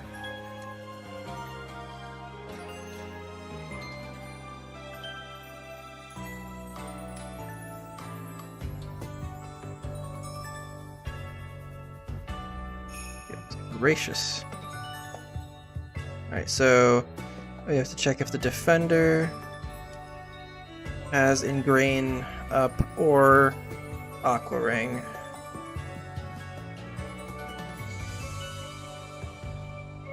There's Aqua Ring in here. Yep, there it is.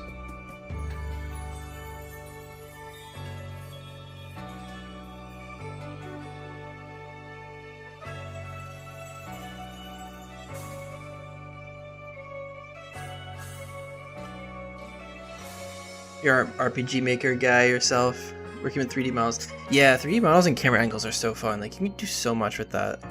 That's the reason I like DS hacking, as you guys probably already know. I just like the modeling part of it.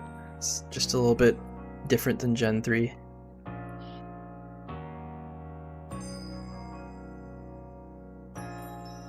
Hold on, I gotta get my charger for my laptop. I'll be right back, you guys.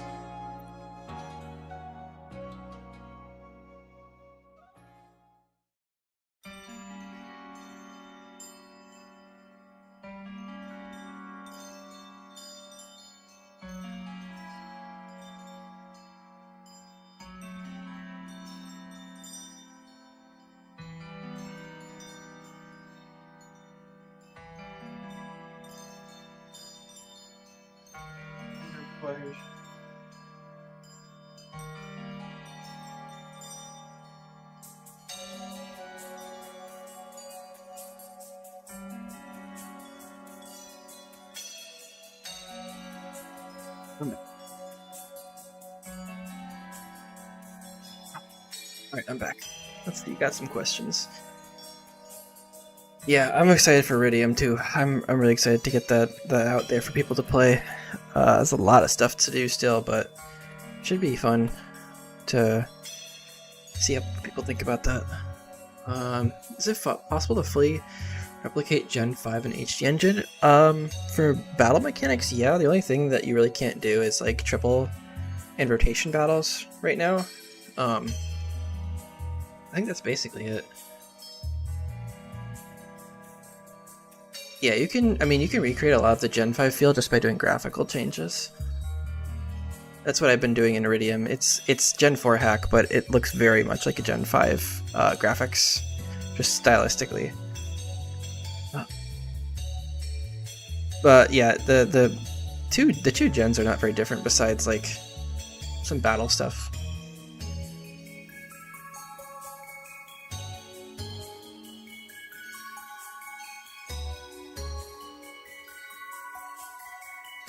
Yeah, the 3D battle engine Gen 5, that's another one. Good point. Yeah, you're probably not gonna be able to do that. Do you think you'll do a 2 or 3 gym beta? Definitely. Absolutely I will. Yeah. I will be once I get to like 3 gyms,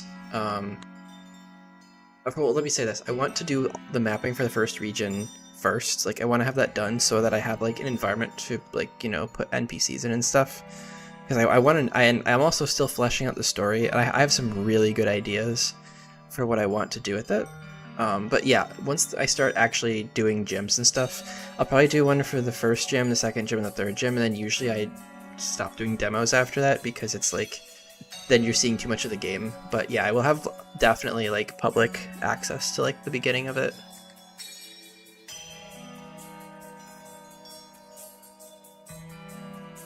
It's super helpful to get feedback also.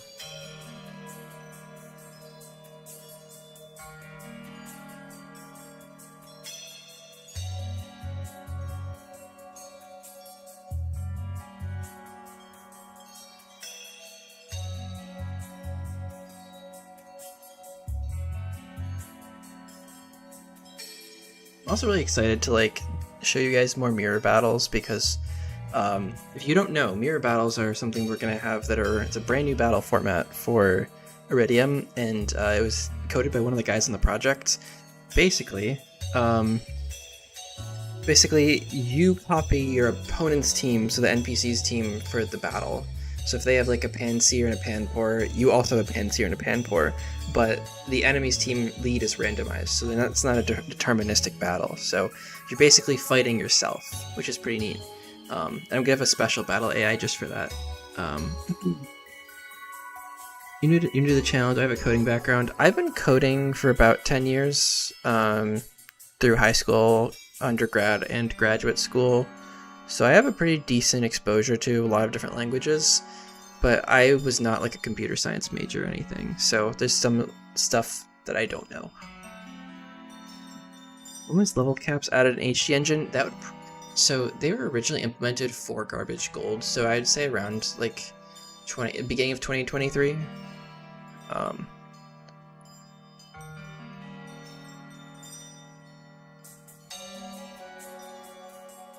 Yeah, Blue Rose did that just for me, which was just huge of him. He actually did it in like a day or two, which is just crazy to me.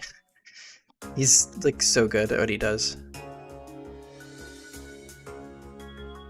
I think he was also excited that someone was using HG Engine for a hack. And he's like, he helped out quite a bit with like bugs and stuff.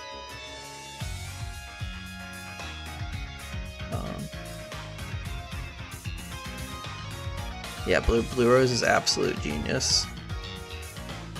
Alright.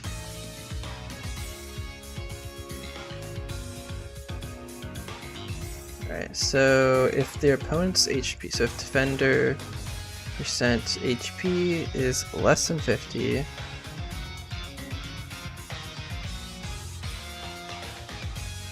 then move score minus equals 1, because it's going to be weakened a whole lot. Else if, okay. So if the opponent is at full HP, so if defender HP equals defender max HP, alright, then we're gonna do the following. If, alright, so we have a 90% chance, so 90% chance of +1. How did you do the faster intro to get all the icons on the bottom screen? Oh, so that's just a scripting thing. There's a bunch of flags that are set in the beginning of the game. If you look at like the mom script in Heartgold, it says like set flag, set flag, set flag. Just copy paste those all at once, and it will like unlock those things for you all at once. Have you seen the ROM hack that's recreating Emerald and Gen 5 graphics? No, I thought I saw like an Emerald hack that's. I just saw like a demo announcement for something in Unity recently, but I don't know if that's the same one you're talking about. Yeah, you can definitely speed that stuff up. As also, if you want to give the running shoes, there's a command that's just called give shoes. You can just. I always give that right away because walking is painfully slow in this day and age. You can also give like the national dex right away. All this stuff is in like the DSP documentation. It's just like a bunch of very simple commands. It's not anything too crazy.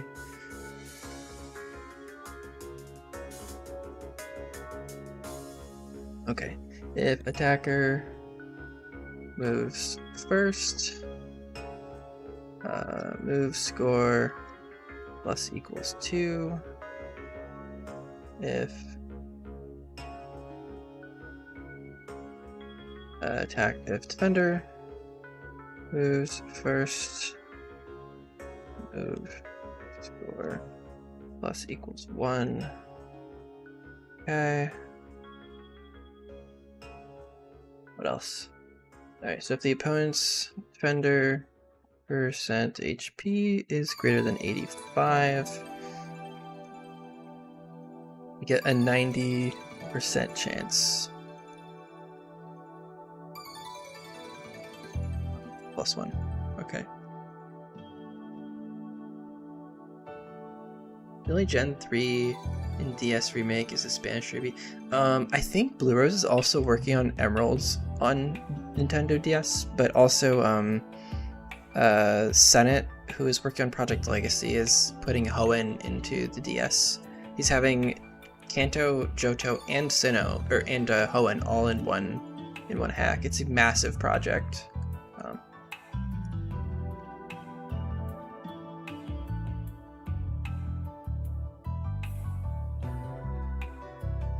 If you're interested in that, looking up Project Legacy Discord is a good step to see what he's up to. The graphics are like true to like the DS, like Heart Gold Soul Silver, but they're like upgraded in a way that's like really cool.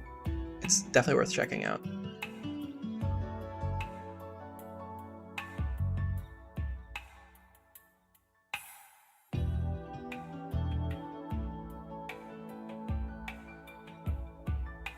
Power trick. Swap attack and defense. Alright. This is like, this should just be, you should just say for this move effect, if Pokemon equals Shuckle. Yes. Yeah, it is a massive game. It's been in development for a while, and it's also got some original soundtracks. It's more than one person working on it, of course.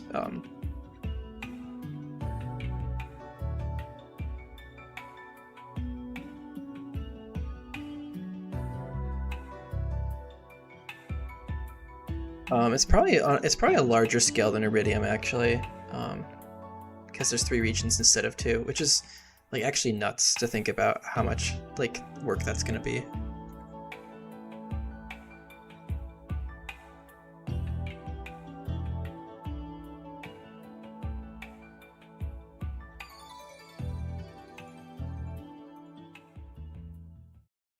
Attacker. HP is greater than 60.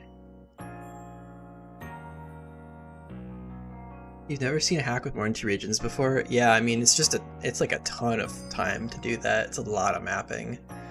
Fortunately for Senate and like Project Legacy in general, it's not like a brand new region. Like it's a region that already exists. So it's more like recreating it than like thinking up something from scratch. So that's a little bit like more guided, I guess. You can be a little bit more focused about that rather than have to like come up with the concept first. Obviously it's still very like time consuming, and there's a good amount of creativity in making it look good.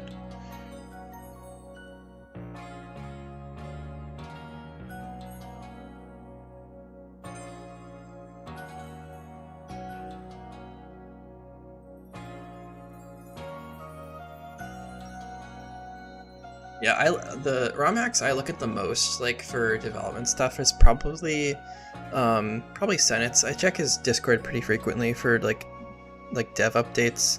There's the Gen 5 recreation in Unity that has been on pause for a little bit, but has been pretty cool. The guy's figuring out how to like one-to-one port all the maps like automatically as a base, and eventually he's gonna make that public access, which is really neat. Let's see, what other hacks have I been following along with? This Brahms hack, but I haven't seen a lot of updates from him recently. Yeah. There's a bunch. There's like a whole like like a devlog in the Kingdom of DS hacking. I make sure I check that. Yeah, someone's basically porting all the 3D models into Unity, and so you can like run like Gen 5 like on a Unity engine in like 60 FPS, and there's no like polygon limit because it's Unity and not like DS. Obviously it's not hardware compatible, but yeah, he put a Fortnite emote in it. It's actually really funny.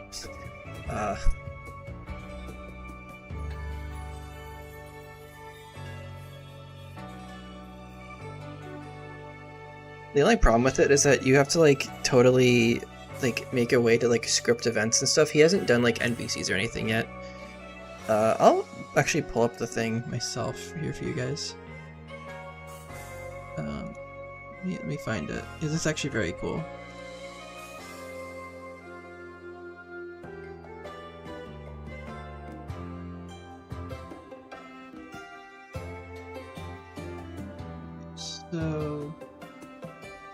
So it's in the Kingdom of DS Hacking Discord. Alright, let's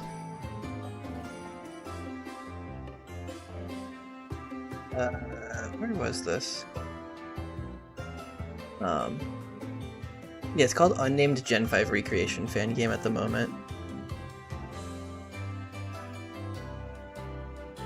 Wish I could. But he put like a cool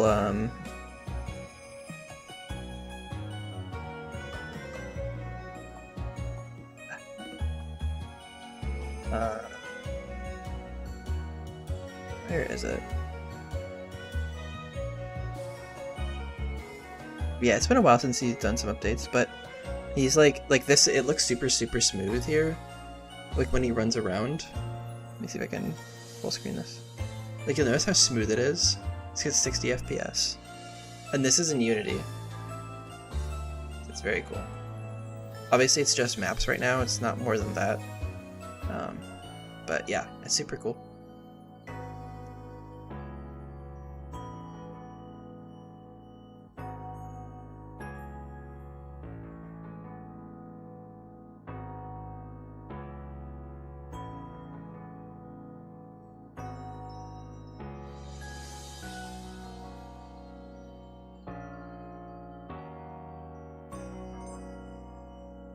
Alright, we're on to Gastro Acid now. We only have 300 more lines of this AI document to go through, so I guess that's a good thing.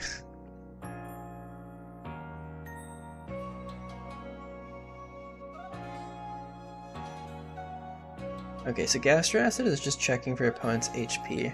Interesting.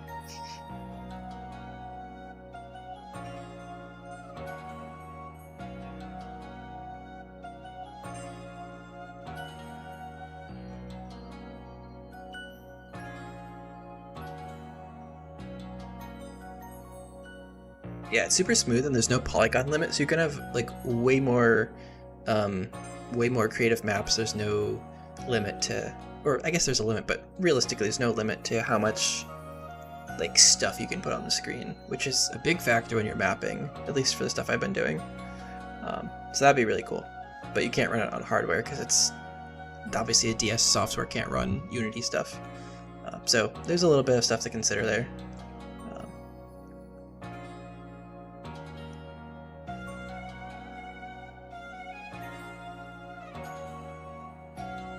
But yeah, it'd be super neat to be able to do that.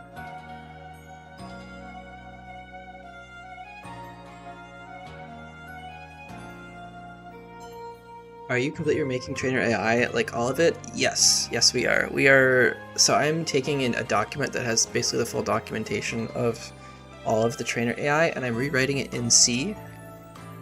And then from there, we can make edits to it, because it's a lot harder to just like decomp it. It's a little more messy to do that. So yeah. Basically, if we rewrite it, we can expand it very easily. That's the idea. And eventually, once it's all done and like bug-free, as much as you can say bug-free for something, to my knowledge, it'll be available for HD Engine users, so you can edit it however you want. And I'm gonna write up a little guide about like how to edit it and like where to make your edits and stuff. So stay tuned for that, I guess.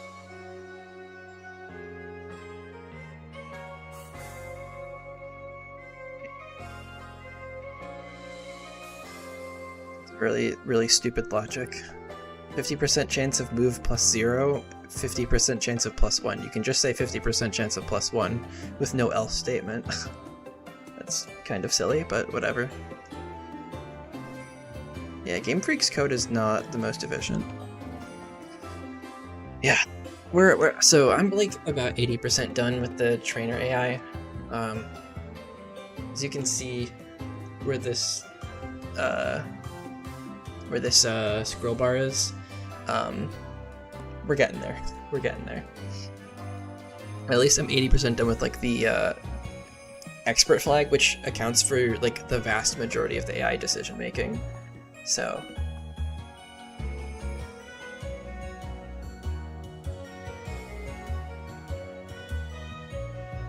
you get a 50% chance of score -1, else move score -2. Okay, and lastly, if we're very low HP, 50% chance of -2, 50% chance of -3. This will be completely public, yeah, so you'll be able to, if you use HD Engine, this will be part of the repository, and you'll be able to edit this text document here for your own AI. But yeah, one of the main things is like updating it for things like electric terrain, so that like Pokemon don't try to use sleep moves because it obviously won't work. So we're gonna update the AI for the new mechanics, basically, and like the new moves. That's the idea. And then if people want to do more than that, they're more than welcome to.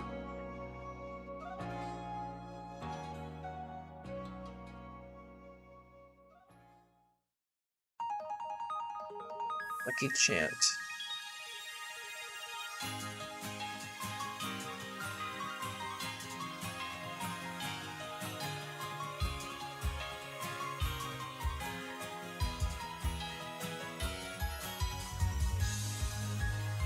So if the attacker percent HP is less than 70, move score -1.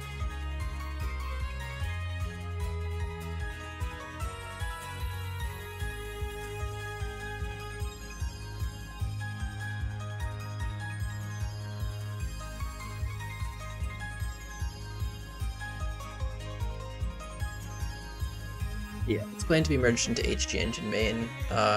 Not for a little while though, because there's going to be a lot of bug testing.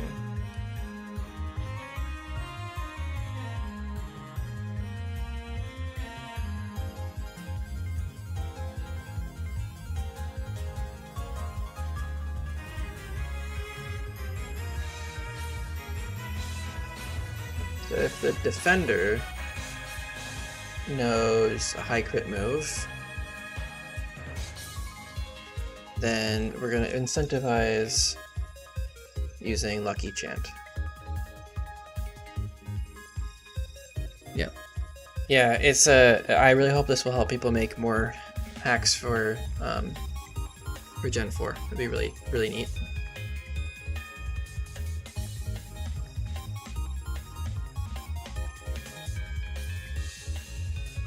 Like, this has not been done before, and I think this will really incentivize, like, especially the hardcore community who really value good AI. I think it will let them use their creativity a little bit more, since I don't think this is going to be too hard to edit. I need to label this Lucky Chant. Okay.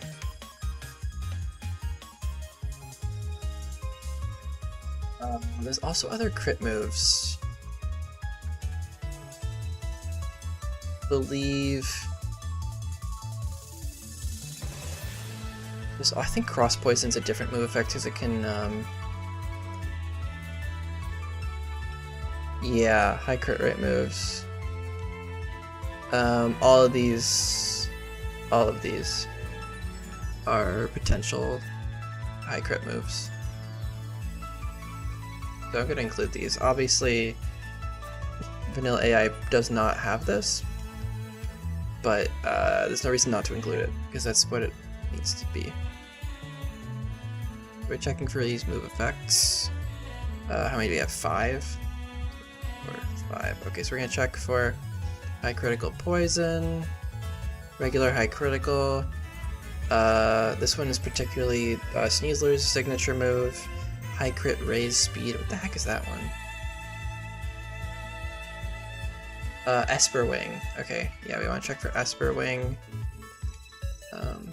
Wait, did I? Okay. Looks like we only have 4. I just accidentally repeated one. Okay. Yeah, actually, Iridium is gonna have a difficulty mode that is basically run and bun. A big motivation for making Iridium is making a Gen 4 run and bun. What's your opinion on Unity DS framework? I mean, I think it's really neat, but I don't know. It's gonna have a lot of limitations because, like, getting a system where like you can script stuff is gonna take a lot of work. Like obviously graphics and music is gonna be easier because you're not gonna need to like have a MIDI for a song. I don't believe you can have a lot more like RAM use, like a lot more memory available to you to use. But I think that like getting a scripting system is gonna be really important. So I think that's gonna be a limitation.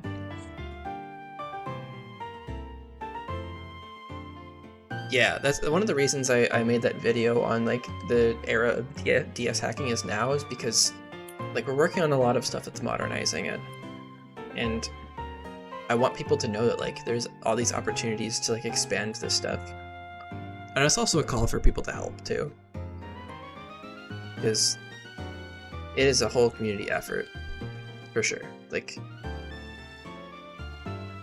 it's been a long time of development by a lot of people to get where we are now. So defender moves first. Move score -2, because then me first will fail. Yeah.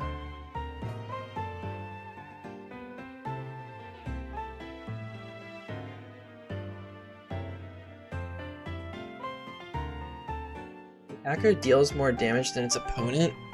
That's a subjective thing. Okay. 87% chance of additional score +1. Wait, that doesn't make any sense. If the attacker deals more damage than its opponent, you'd want to use one of your own moves, right? Wait, what? Wait, this logic doesn't really hold up here. Well, I guess... Okay, what do you mean by dealing more damage? With one of your own moves? Or with their moves? It's the...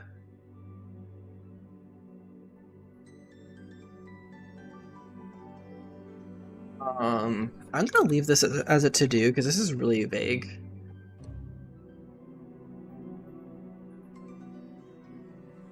Like, if you deal more damage than your opponent, then you'd not want to use one of their moves. You'd want to use one of your own. But this is benefiting with +1 score. Damage. The vague AI doc. Yeah. I think it's with the same move, but it really depends on like the moves they have.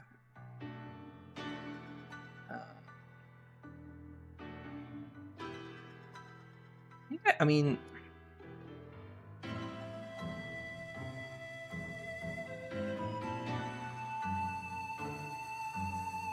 I guess you could compare it. So right now I have like your attack's max roll move damages. We could make one of those for the defender and compare them. But that would not make sense with this logic. I guess you could compare like your attack stat, but this would also depend on your special or physical attack stat. Are you done playing Xenoblade? Oh, okay. You're enjoying yourself? Yeah, I found a...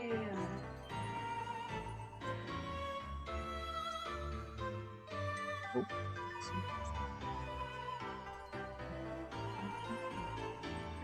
Very cool. It's gonna be level 90 rock barts in there. So you know where the Immovable Gonzalez is? Part of people in Colony 6 is you give a guy some dynamite and he blows up that rock thing so you get behind. That's hilarious. Get around Immovable Gonzalez using dynamite. I think I'm gonna skip this AI logic for now, because I think it can be better done. I'd rather just rewrite my own logic for it than try to understand like what on earth Game Freak was trying to do with this. Because the other logic makes a lot of sense. Else if opponent's last used move, yeah, defender last used move. Oh yeah, hold on. We want to check what the split is for this.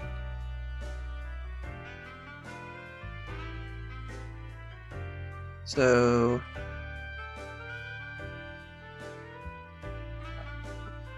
oh my gosh, I've written so much.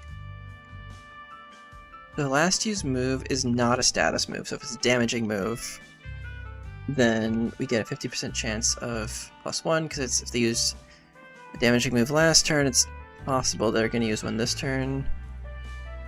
else? Right, we have a 75% chance of just getting a random +1. Copycat.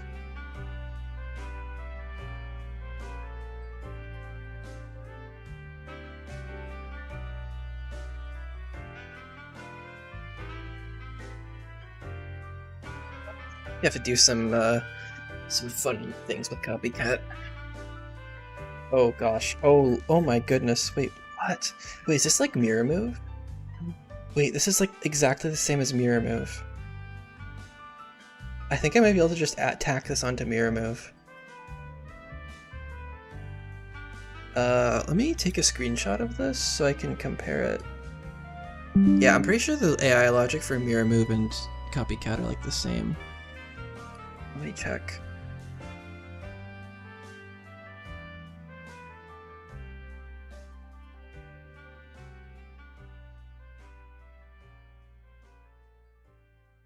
Yeah, it's very similar. The list of moves is the same.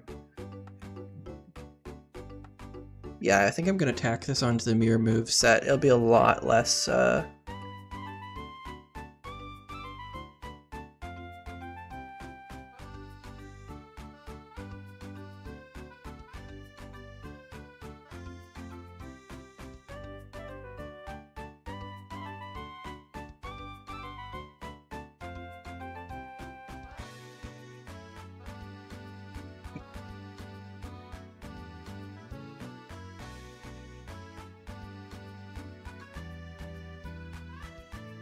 Okay, so we can tack this part on to mirror move.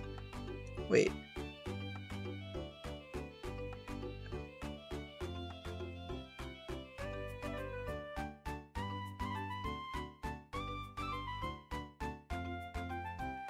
Yeah, this is more efficient way of coding it, but it might be harder to edit, so I'll make a note about that.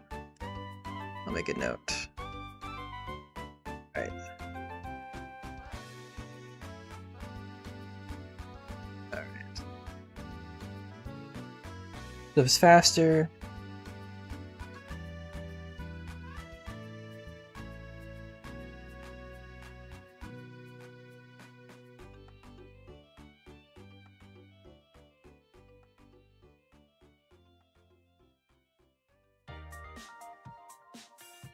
Yeah. I'm gonna keep those AIs pretty similar.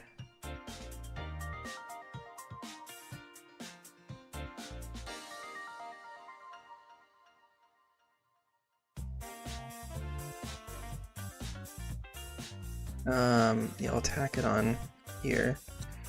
Alright, this is copycat specific instructions.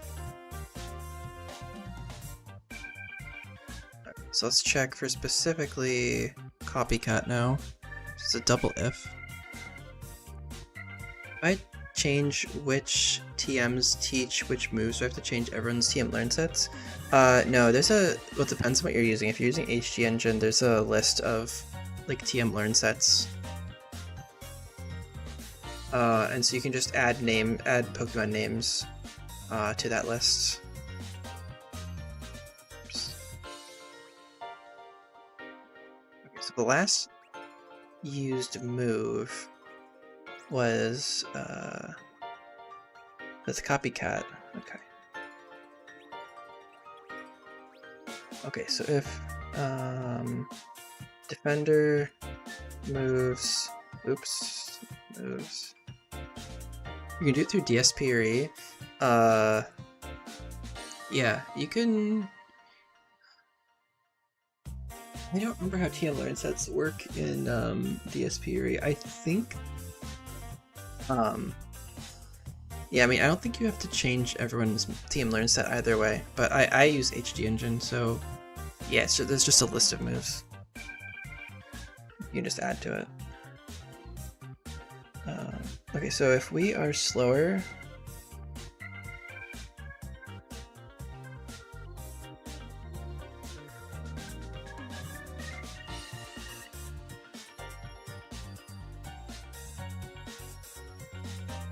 These are encouraged.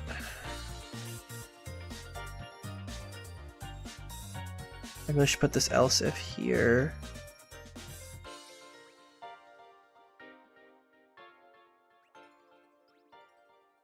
Yeah, I need to be careful about how I do this.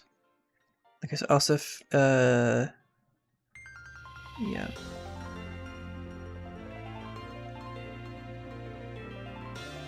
So for slower, and it's not an encouraged move, we already have that taken care of because we're using an else if statement. Is it possible to give specific trainers different AI? Yes, absolutely. So every trainer has AI flags associated with them, and those will tell the trainer which instructions to follow. So you can write your own AI flag and then give it to the trainer, or you can edit ones that already exist. Either works.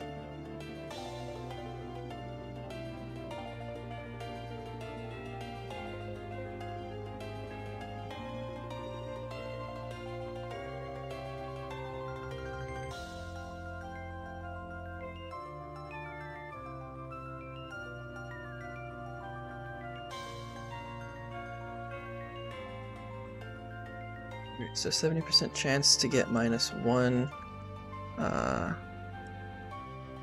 Else if attacker moves first.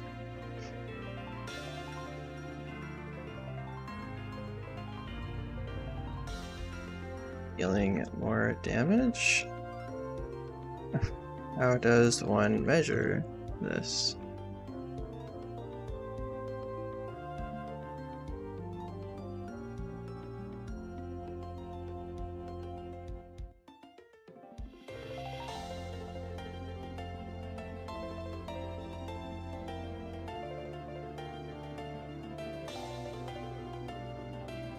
Similar to like me first.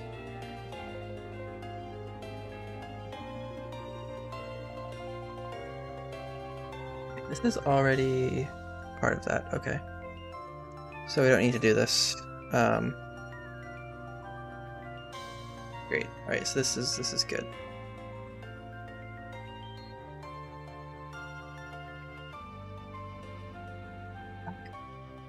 Very nice. Alright, power swap.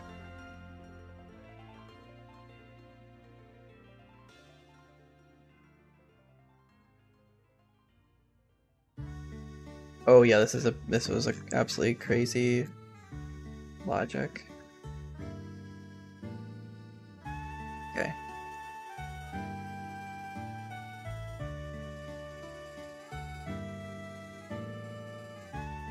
Alright, into difference in...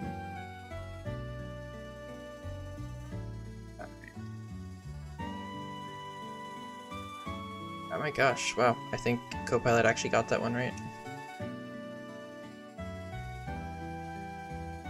Okay, so we have the attacker stats, and we have the defender stat changes. Okay.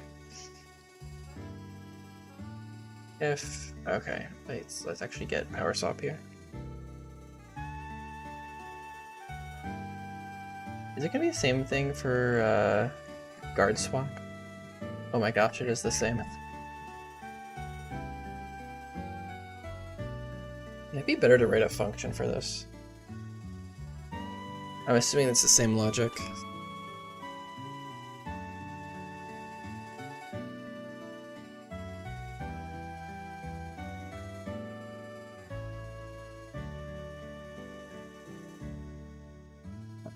Let's put this up here.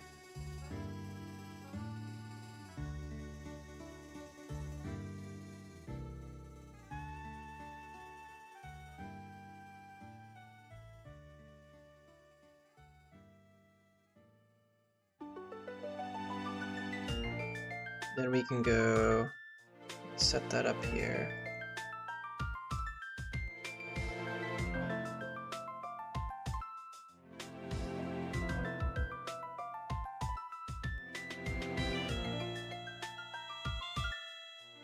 Yeah, if you want a trainer to follow a specific strategy, like, yeah, you can basically tell them to aquajet into weakness policy. Yeah, you can write custom stuff, and there's plenty of empty trainer flags, so there's a lot of space for you to write your own stuff. there's quite a few spaces left. So, yeah, there's a lot of room to like make very custom things.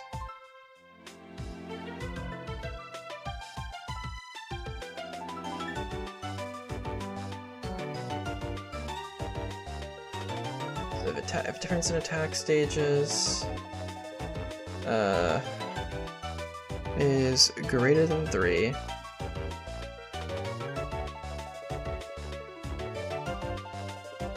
Oh my goodness. This is right.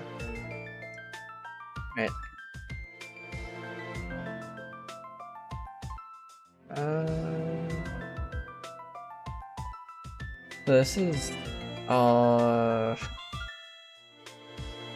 that's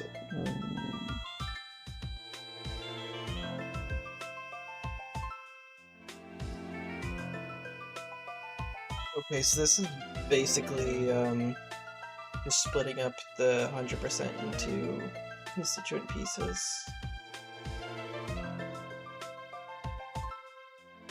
Oh, this isn't too hard to do. This is just nested binary. Okay. Yep. Yeah, this is just nested binary. This is pretty easy to do.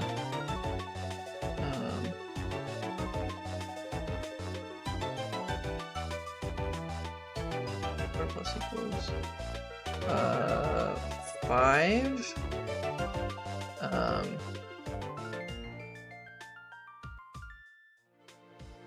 And then if you don't get that, then okay, yeah, this is going to be interesting to do. Okay, so if we don't get the +5,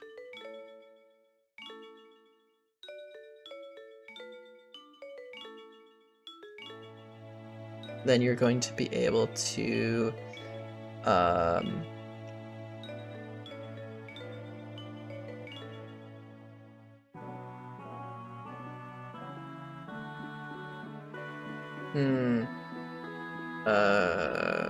let me actually get a calculator for this. It'd probably be easier to do it this way.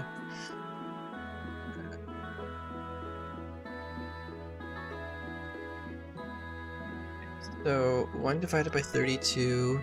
Okay, so you have 1 in 32. So you need to roll 32.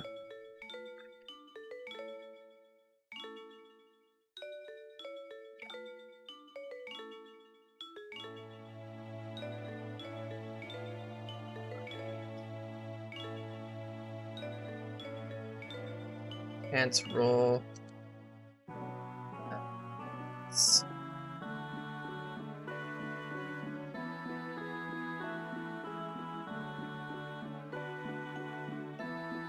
Okay, we're gonna do modular arithmetic with 32.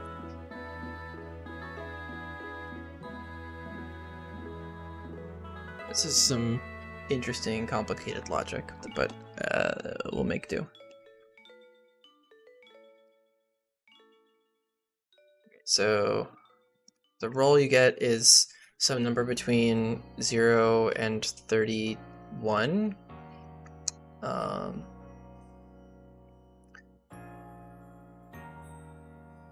So we want to do this.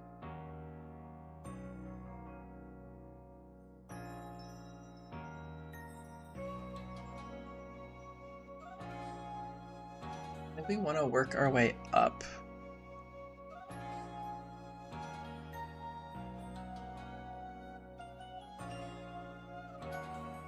Yeah, so we want to work our way up from the bottom here.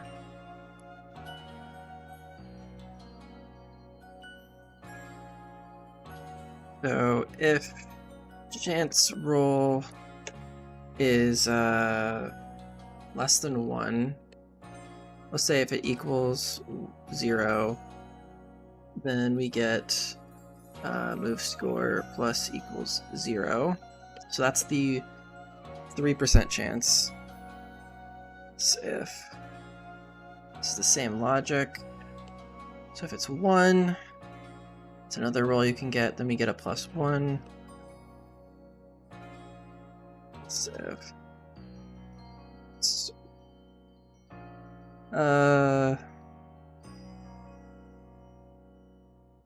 is less than 4. So it has twice as much chance to happen. Then new score plus equals 2. Else, yeah, then this is just gonna double every time.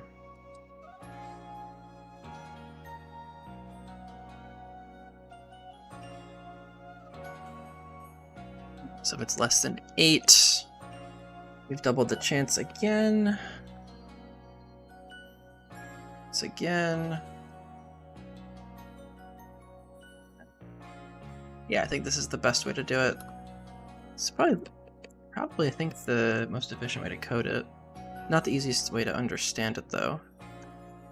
And lastly, if we're less than 32, which we have to be, then we get plus 5.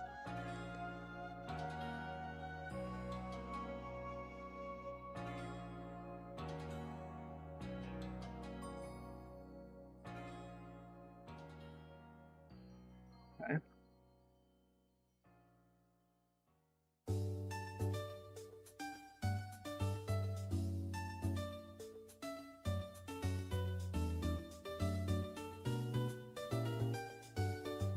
Oh my goodness, this is a lot of logic. This is a lot of verbose code, but that's alright. That's alright.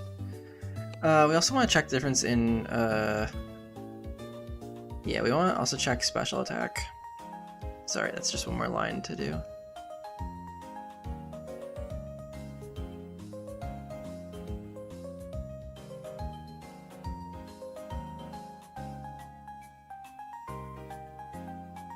How's my day? It's pretty good. I got to go to the gym, which was pretty fun.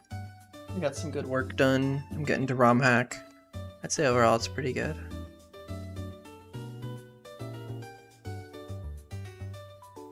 What more can you ask for?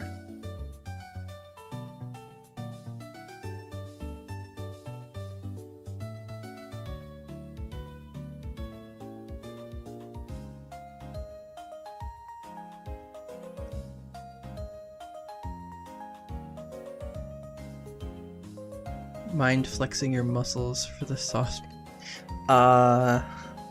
Maybe in a little bit. I'm like really locked in right now. Here's a fun fact. I'm gonna be doing a physique competition in later this year. One of my friends got me involved in it, and now we're like getting all our poses down, and we're cutting and getting some getting that body fat lower for stage physique. It'll be pretty fun. Okay. Let's see, so we also want to check... How lean do I need to get? That's a great question. I'm trying... So I already lost about 10 pounds. I'm trying to lose eventually 10 more. So probably a total of like 20 pounds. Because I'm not like terribly like fat or lean. I'm kind of in the middle right now, so we'll have to see like how I look. It's kind of a weird thing to say, but yeah. It's not until October, so having 10 pounds down already is kind of good. It gives me a little bit of like leeway.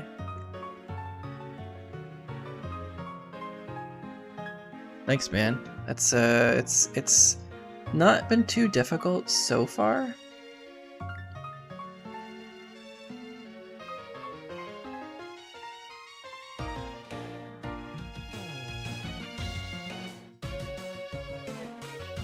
Wait, this logic does not make any sense.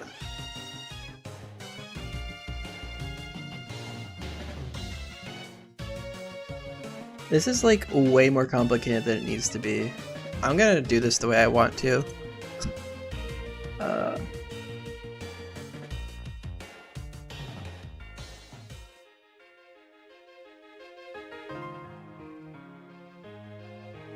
Way more complicated.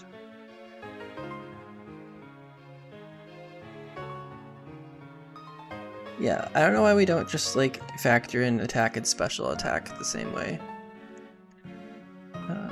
It's rather strange. Yeah, like checks for special attack and it checks for attack separately.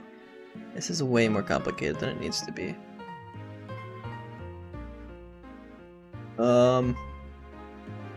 Yeah.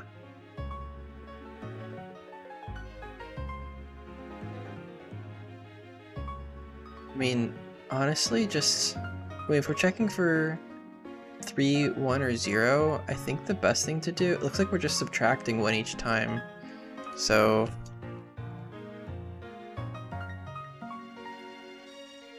I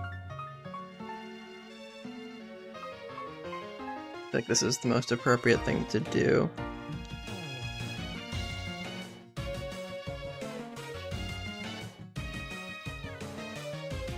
Yeah, I'm gonna do this a different way. This is just, there's no reason to make this complicated.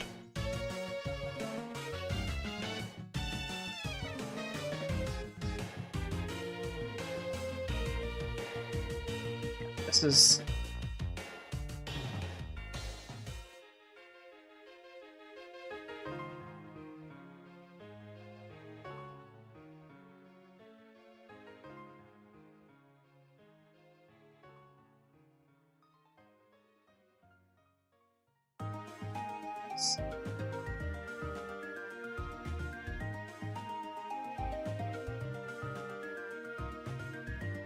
Oh my gosh, I can't hit the right key.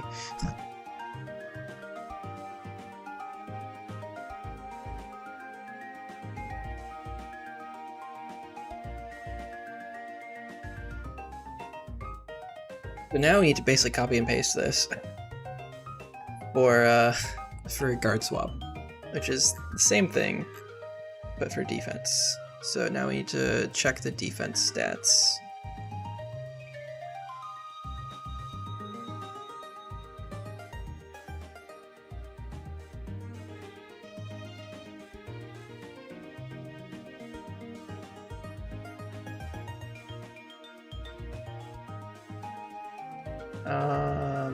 Yeah, let's do this.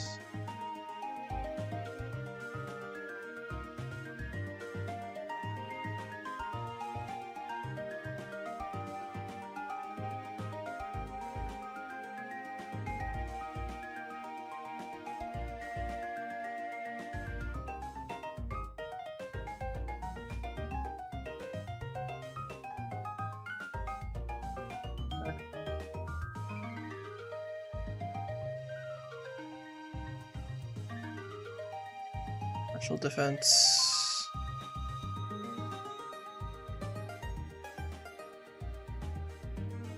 Dev.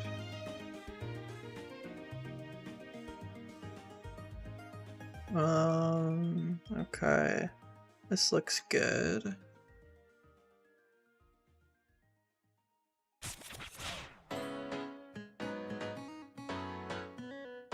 Gosh, this is so much code. I feel bad for any schmuck who has to edit this later.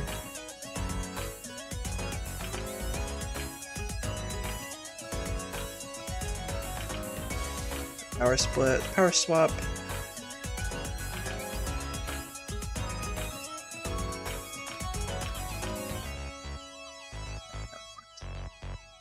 Guard swap. So let's look at that move effect. Make sure we get the right name for it. The defense stages or special defense stages. Once again, defense, special defense, defense, special defense.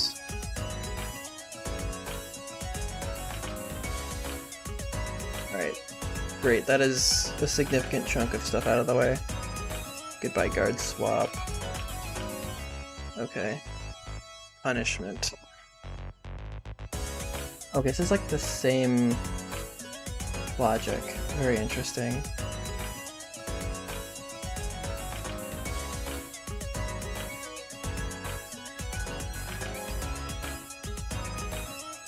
Oh, this needs to be an else if.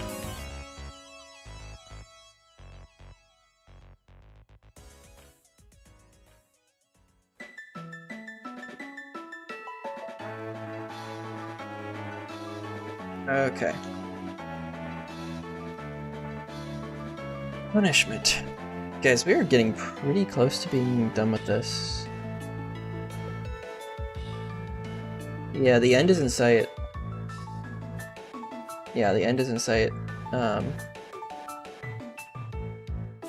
Yeah, the last 500 lines of these are other move flags, but the 3 that people use the most are...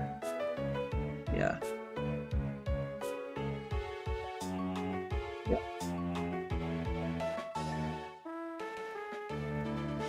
So basically the first 3 move flags account for most of the logic ever used in the game, which is basic flag, evaluate attack, and expert flag. Everything else is very niche, and most people for the ROM hacks only use the first 3. So punishment, getting close. Yeah. The rest I'll probably do after I merge these with main and we start testing stuff, because I only use the first 3 flags ever. What do you think about implementing dual abilities in battle? It means possible, but I think it could get really complicated quickly. I think it could be a cool concept for like its own hack, like Elite Redux kind of does, where you have like 3 or 4 abilities. But I probably wouldn't do it, just because I think it'd be too complicated for a lot of people.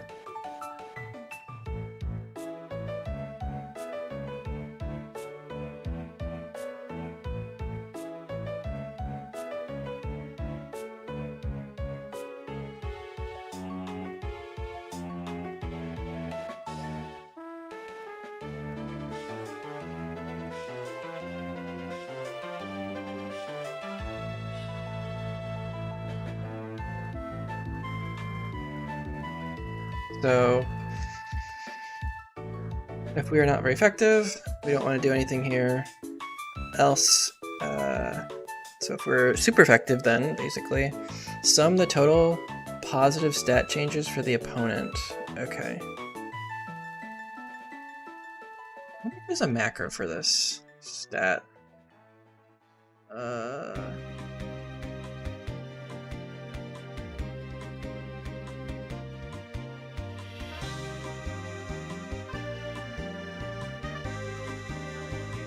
Stat age.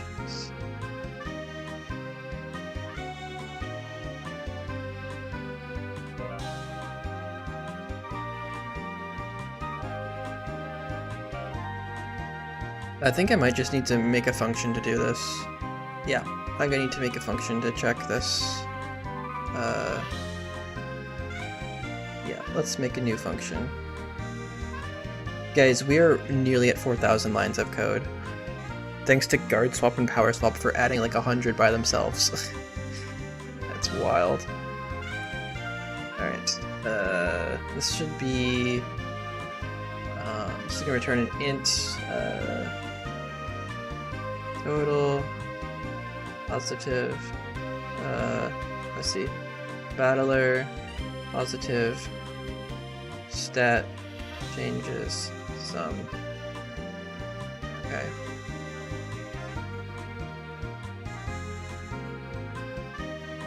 Let's write this function now. So I'm just gonna have to loop over everything. Oh, hold on, let's put this with the other int functions. Okay, so...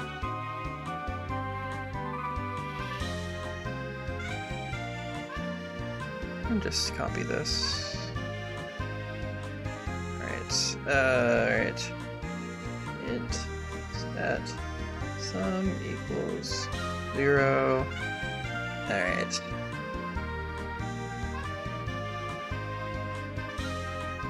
That max. Alright, for start a little loop here. Int I equals 0.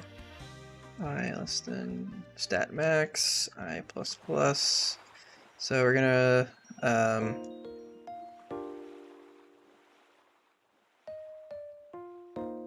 Let's just actually use the name stat for this. All right.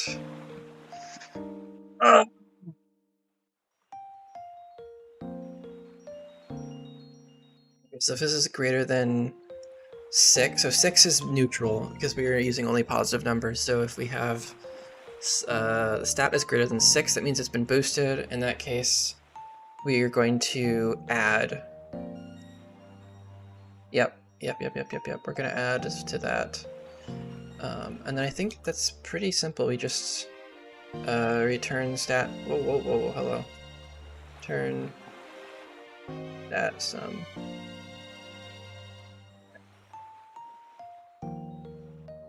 I think it's that simple.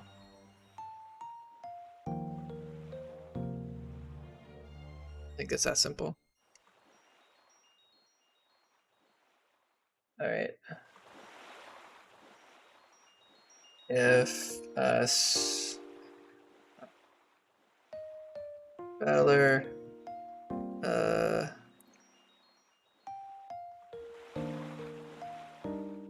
we care about the defender's stat changes, so we want to pass the defender's position as in there. Okay, so if this thing is greater than 6, oh gosh, we're gonna have to do like the same thing we did here. This is gonna be quite verbose.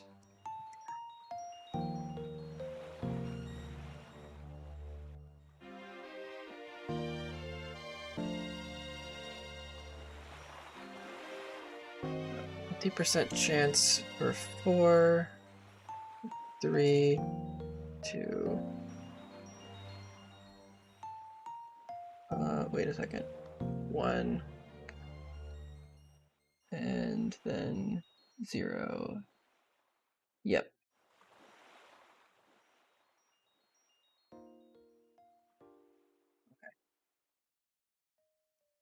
You can just do less than.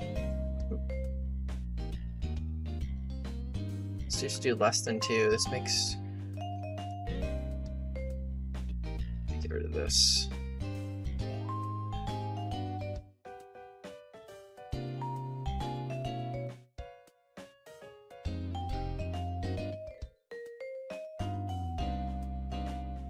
Let's actually make this roll happen here. And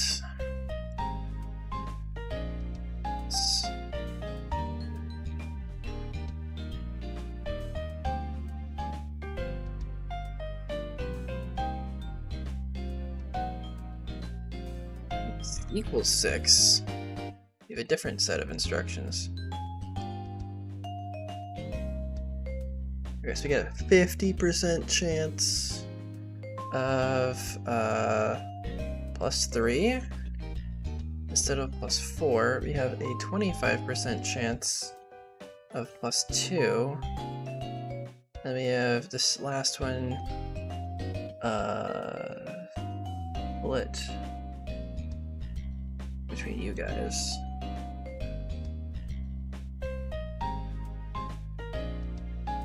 Zero.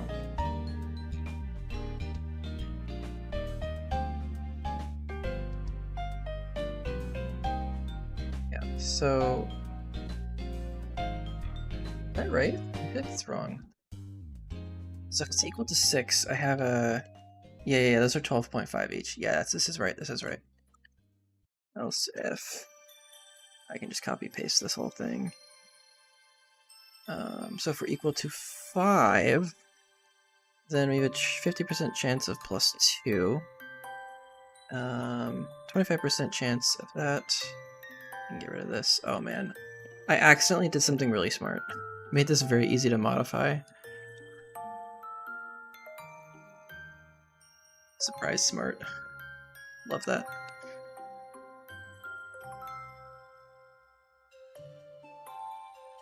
And then, lastly, if we're equal to, or if we're greater than 2, then it's just 50-50.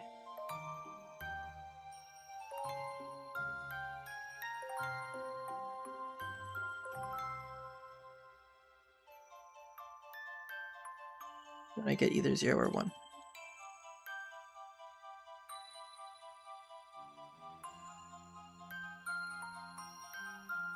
Okay. Else. Ooh. Well, I guess we don't really need the else here, because it's just going to modify it by 0 anyway. Oh my goodness. Alright, so that's done. And we need this to be an else if statement.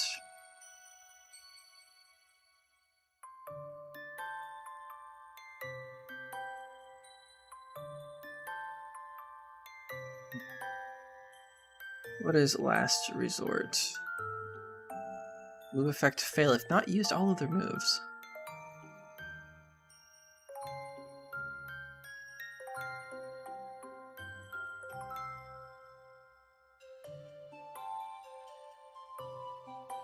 Alright, so if we're using the move last resort, we still want to check and see if we are resisted. You're implementing proper Nuzlocke functions in your own hack is tedious. How are you doing that? I'm very interested to know. Like, do you force a new game? Like, you delete their save file if they wipe? Making the Pokemon stay dead? Do you, like, auto-release them?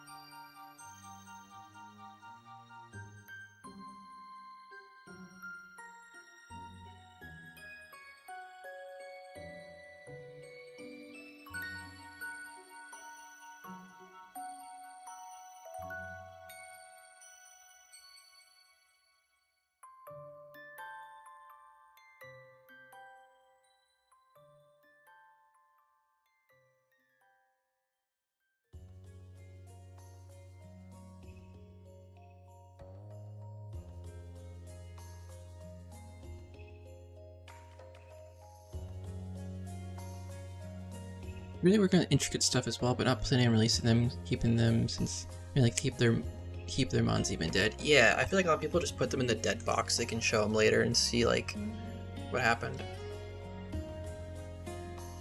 I mean, yeah, I feel like that's very in depth to do.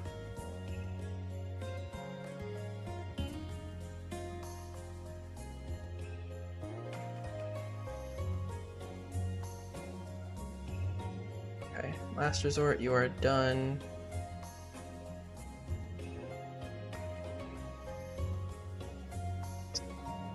Worry Seed. Alright, let's check Worry Seed. Guys, we are getting close to finishing this. We might be able to finish it today.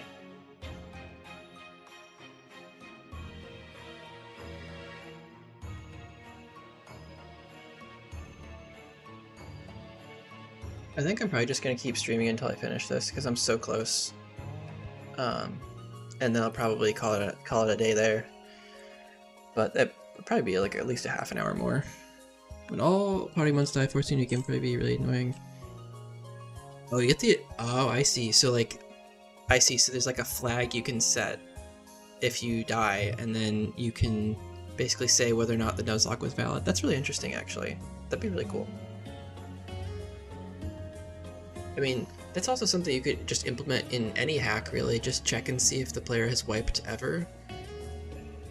You can just probably add that into the lost battle function and set a flag and then like show it at the Hall of Fame or something. That'd be very interesting. Very interesting.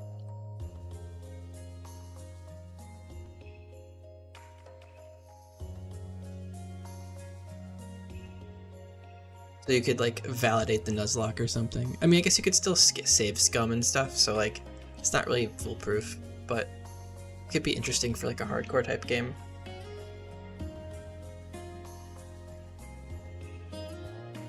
It's like a nod to the Nuzlocking community at the very least.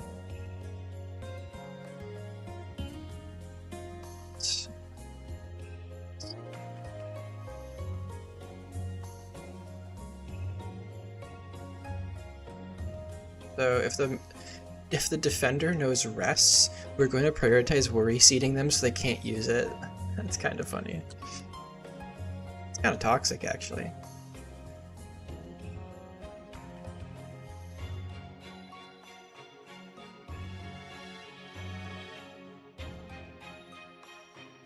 I will steal that idea. Dude, go for it. I'd love to see that implemented, actually.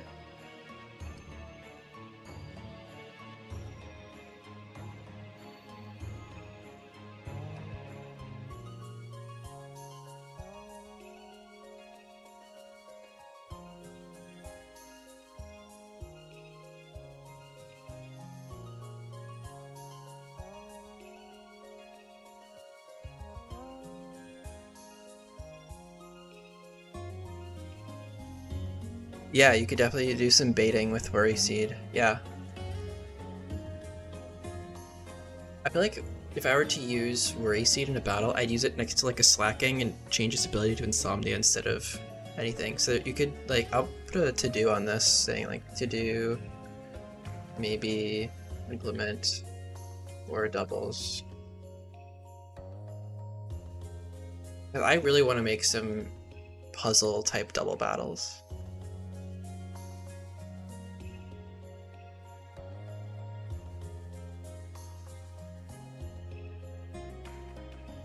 I really like the creative like combo battles you can do. I think Run and Bun did a good job of those. I saw a couple examples and I was like, dang, those are like really cool. Yeah, just like in Run and Bun. Like that's really what I want for Iridium. I want it to be a very similar idea because I think those are like super creative and like they make you really think about how to solve the battle rather than just like click strong move, you know? About to mention the Tate and Liza. Yeah. Like but like have something to reward the player for like doing really well.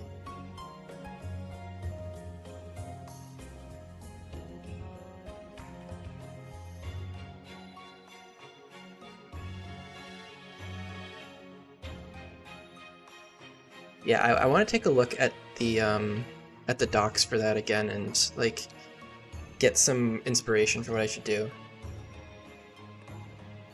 You feel like it gets repetitive? Yeah, it does look very grueling. It has a lot of battles. I feel like the more unique you can make the battles, the more the more, I don't know, immersive it feels, like the more you're likely to keep playing.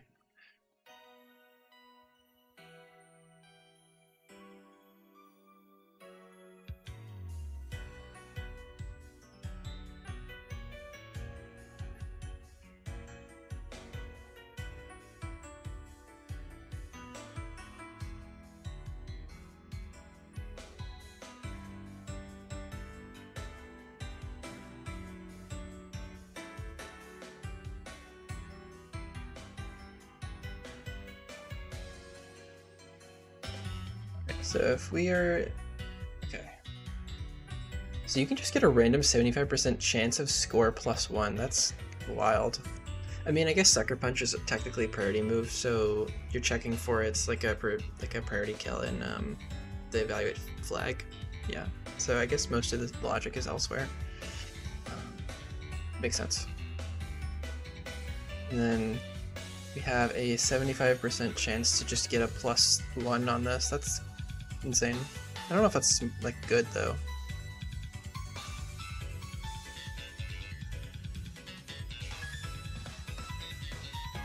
Oh, I forgot to be doing else ifs for these.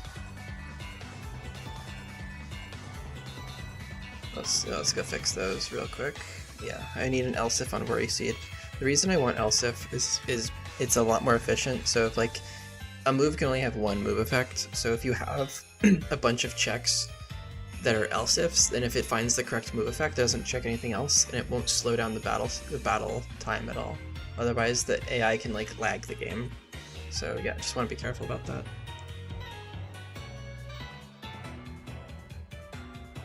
Yeah, I do want to have some sort of randomizer built into Iridium.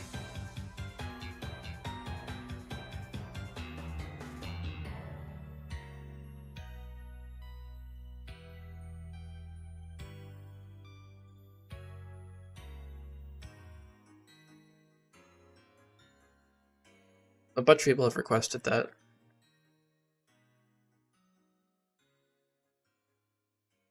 So I'm thinking about it. Probably be one of the last things I do. Alright, so we have a 50% chance to just not do anything.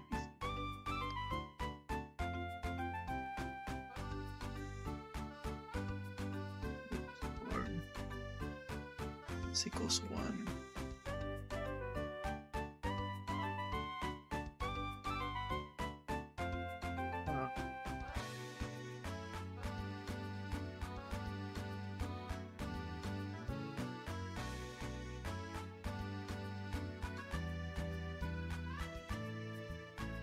Interesting, so toxic spikes just starts is a 50% chance to just start at +1 chance. That's crazy.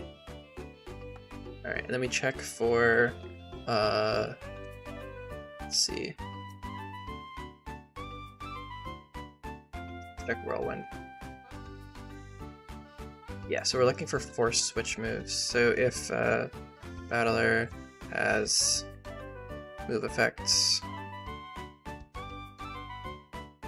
So if we also know a swapping move, then we are incentivized to set up toxic spikes. Makes sense. Just want to check Dragon Tail.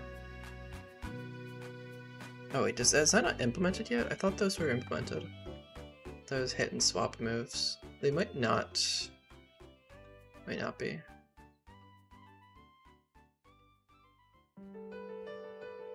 I thought they were.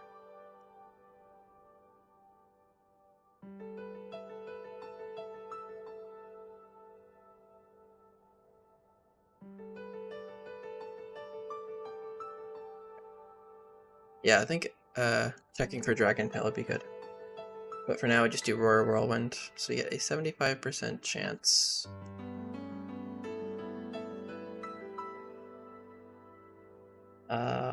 To get a +1. Very nice.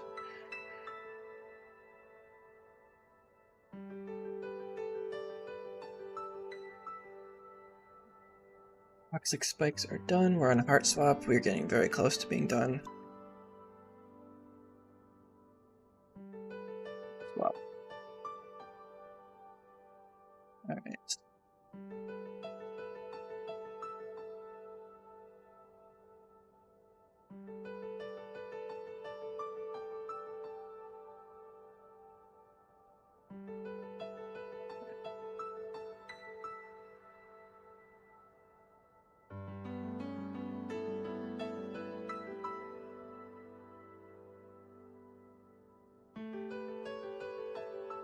Okay, we're gonna check for if battler. Glad I wrote a function for this. Battler has stat boost greater. So we're looking at the defender, and we want to know what stage you're at. So 8.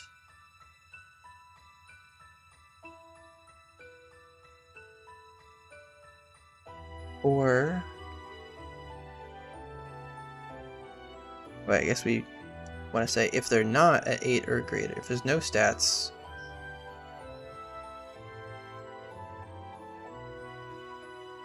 Why would focus energy have anything to do with this? That's strange.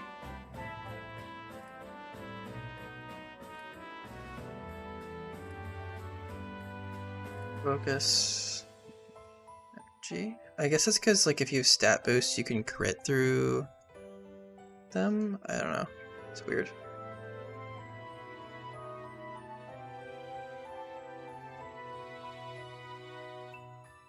We want to negate this. Parentheses. So if we don't have any of that,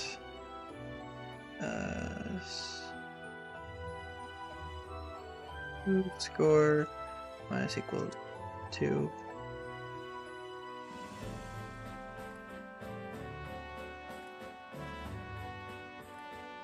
I've never actually played any randomizers.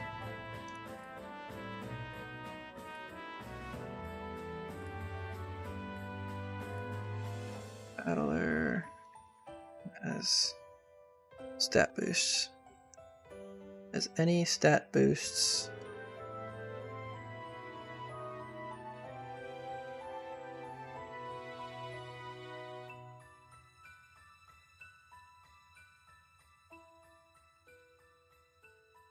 Okay, so now we're looking at the attacker.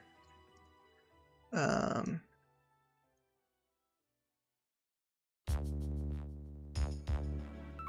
we want to check if they're at 6, so neutral or lower. If that's the case, oh yeah, we want to check if we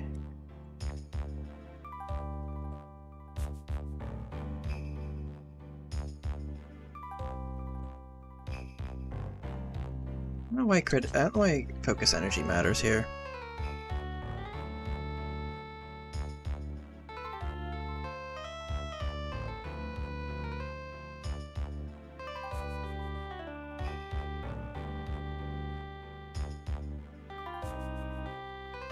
Yeah, Darian, I understand what you're saying there. That makes a lot of sense. Feels like you're trying to solve someone else's puzzle.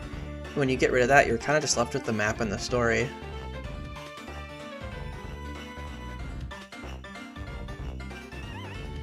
Okay.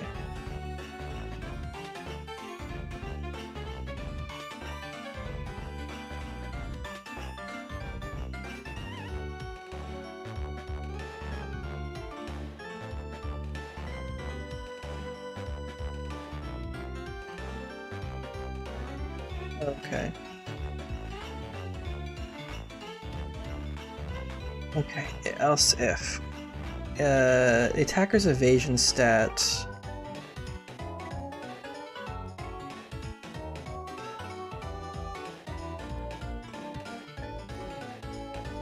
So if the attacker evasion stat is less than or equal to 6, so that's at stage 0. You get move score, so basically making it really easy to hit the opponent.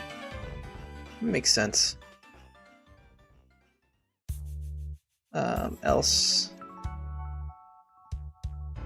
you get an 80% chance to get a -2. Yeah, makes sense.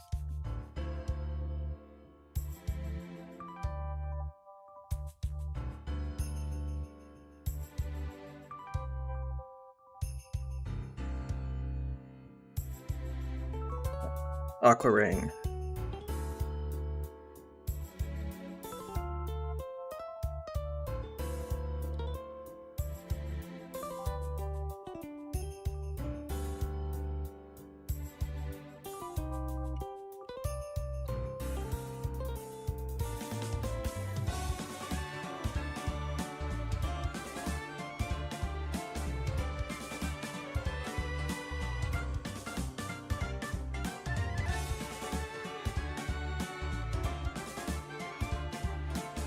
If attacker percent HP is greater than or equal to 30, why would you ever use Aqua Ring at that low of HP?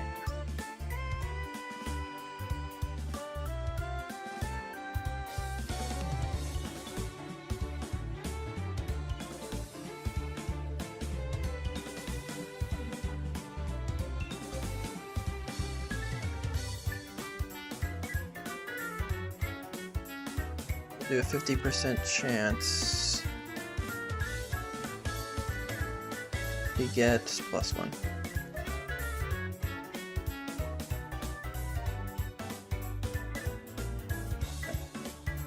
Magnet Rise. So we have 1, 2, 3, 4, 5, 6. We only have 6 more moves to do, you guys. We are very close to being done. Very close. One of them is a little bit long. Defog is a little bit long, but we're very close.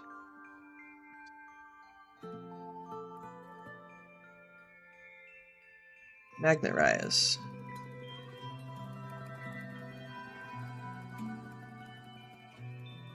Magnet Rise. He is over less than 50% HP. Just move, score 0. 50% chance it just doesn't even do anything. Alright, if defender Or I guess... This is really strange. I mean, Earthquake, Earth Power, and Fissure in particular? Okay, whatever.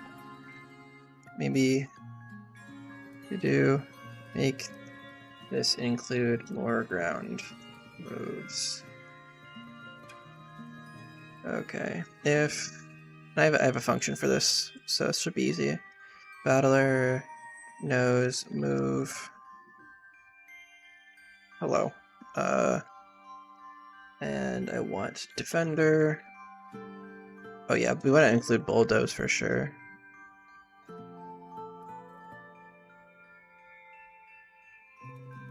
Honestly, I'm gonna add more to this. I don't see a reason not to. +1. Also checks for Fissure.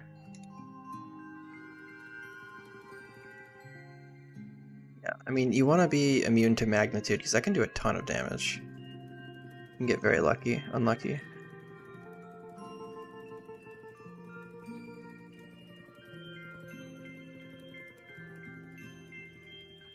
Move score +=1 if that's the case. Otherwise, we get... Okay. What else? If has type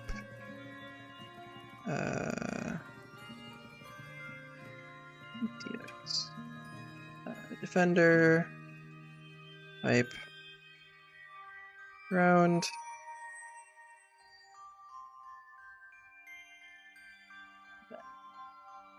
Get score +=1. Else there's an extra chance to get that. Okay. Alright guys, it's time for defog. Defog is the doozy.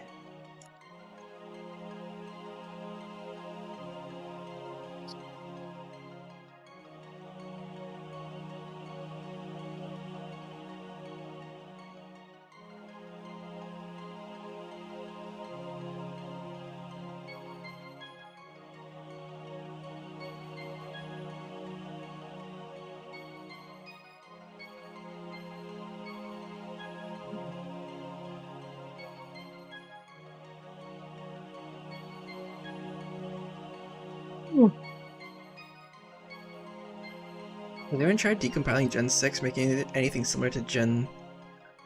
I don't think so. I don't think Gen 6 has really been touched. I think people have been, like, trying to understand, like, the basic scripts. I saw someone working on that.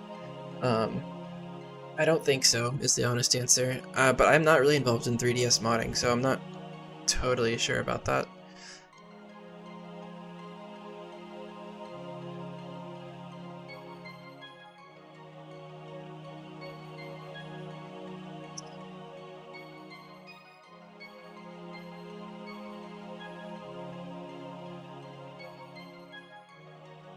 Similar logic to Brick Break. So if that's if the defender side has reflect or light screen, we can defog and get rid of it.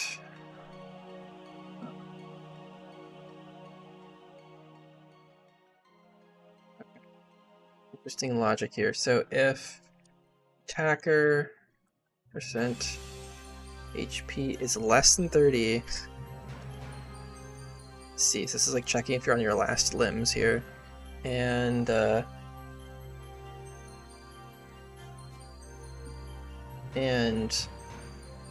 living attacking members is just 1, so you're on your last Pokemon at very low health. Then there is a very large chance you don't do anything here. So 80% chance to score -2.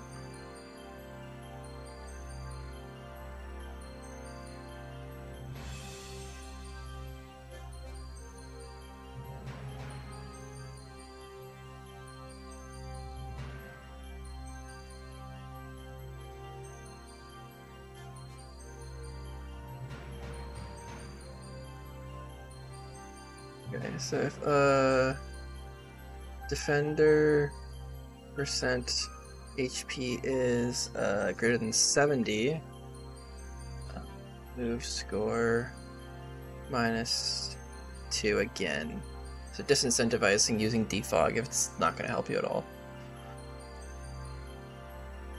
Okay.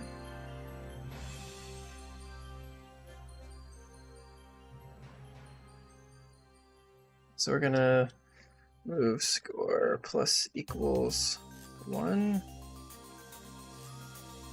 if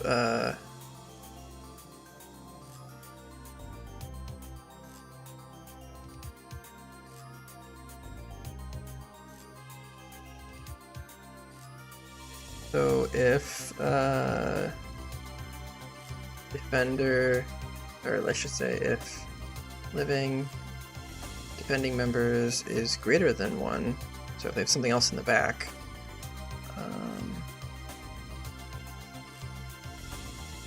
and they have spike, stealth rock, or toxic spikes. Okay, this is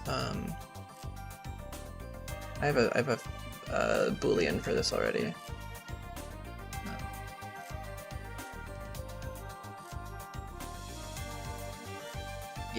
Yeah, we checked for this already. And defender has hazards up on their side. You have a 50% chance. So close, you guys were so freaking close.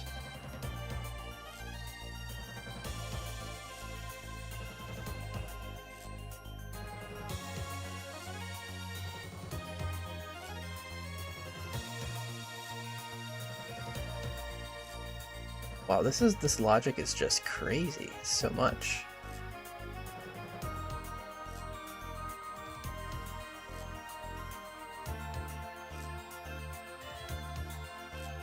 So if we have at least one remaining party member,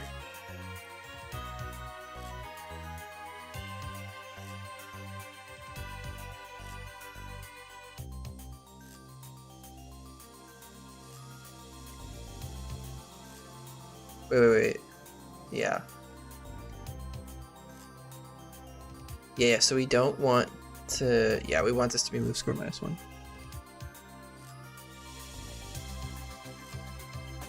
What the difference would be Gen 6? Yeah, so Gen 4 is a tile system where like the amount you can move is like an integer amount. So you would have to figure out how like move permissions would work for that. I think this is the main thing. Like I'm sure you could like graphically get the character to move diagonally with some effort, but getting move permissions to affect that would be probably a lot of work, I'd expect.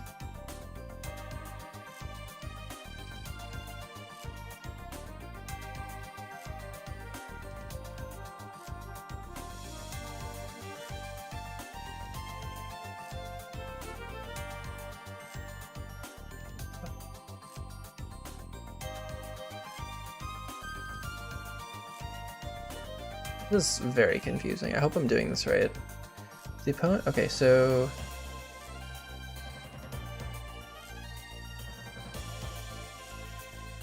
Okay, so all of this is here. Okay, so else if.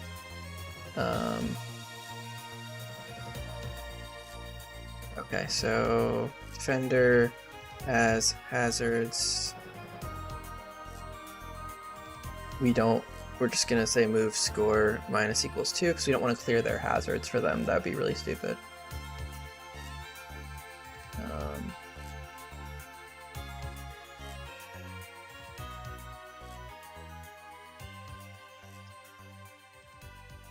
If attacker percent HP is greater than or equal to 70, and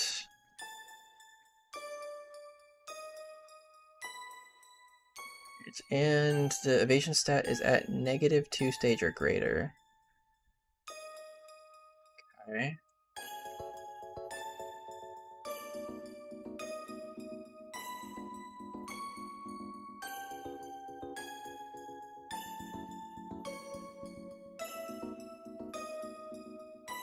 The defender's stats, this is greater than or equal to 4. And defender percent HP is less than or equal to 70. We get move score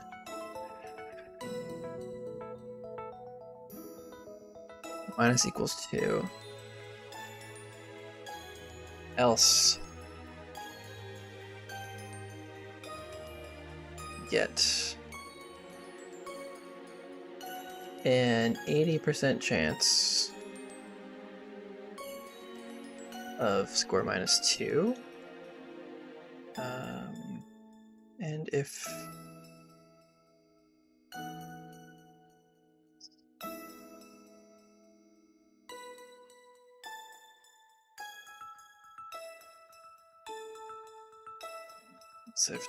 defender percent HP is less than or equal to 70. I don't know why 70 is the magic number here, but whatever. Okay. Alright. 3 more and then we're 4 more? 4 more and then we're done. 4 more and we're done. Trick room is next.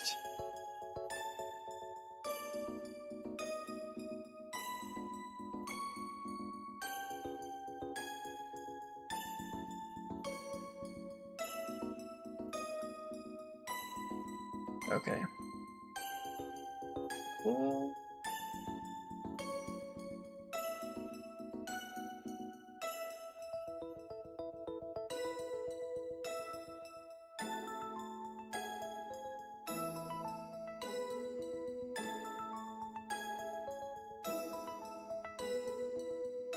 Yeah, similar logic is used in Helping Hand to see if it's a double battle. Alright, so if it's a multi-battle or it's a double battle, then we don't do any of this stuff. Otherwise, if it's a single battle,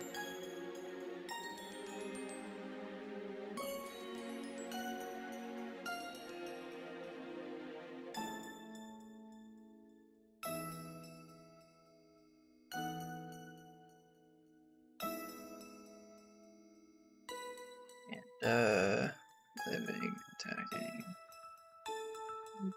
What?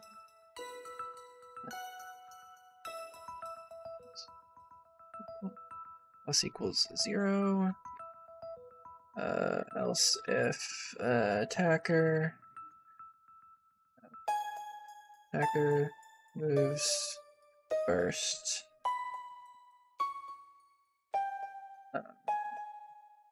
Score minus equal 1.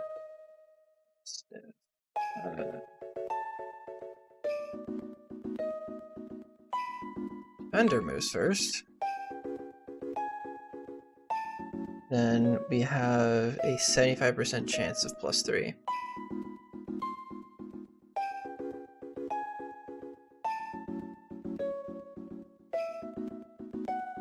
I don't know why that's not deterministic, but whatever.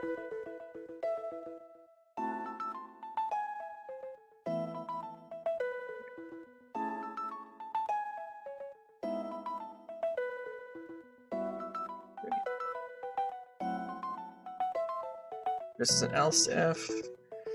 Alright, 3 more. Blizzard. We are cranking, you guys. We're cranking this.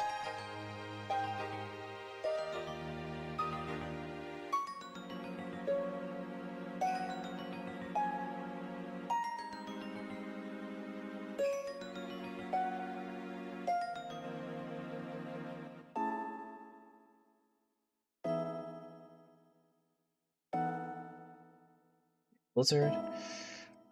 Wow.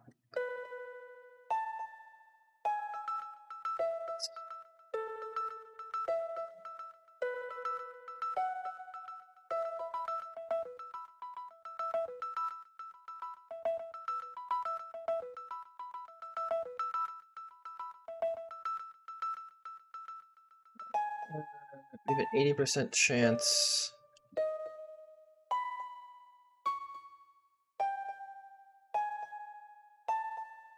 You get score -3.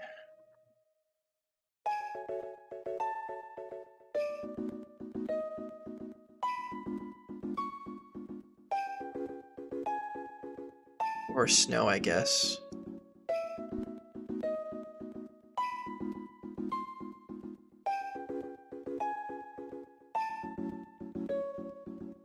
So those would both work. Since they're separate, we need to account for both of them.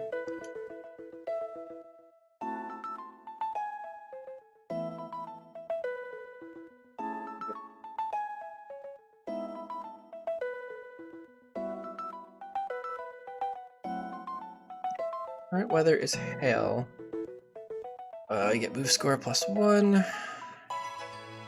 Great. Captivate.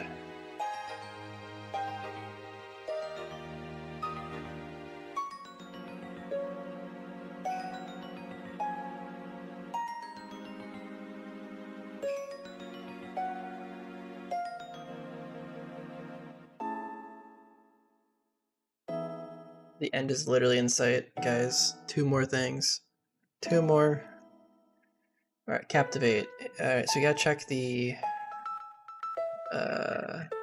stats real quick.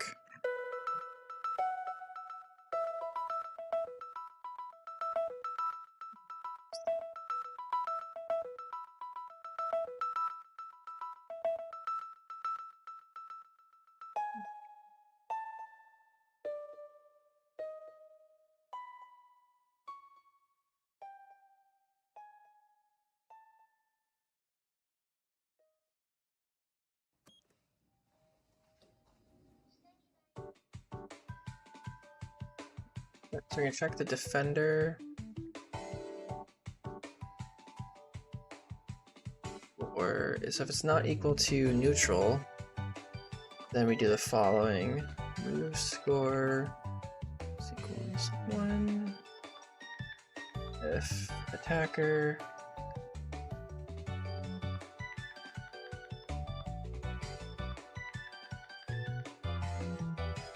is less than or equal to 90.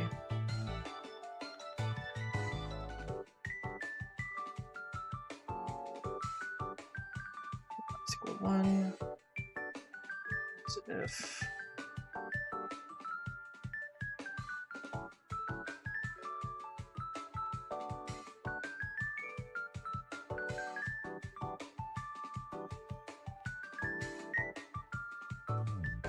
So if we have defender's special attack is less than or equal to -3, so that's 3 or lower.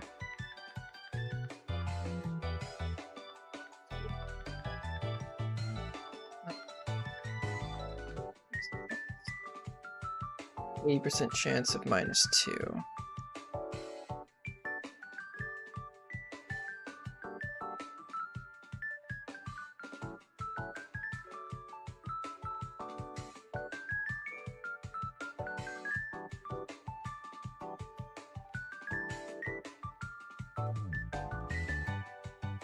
Alright, so if the defender percent HP is less than or equal to 70,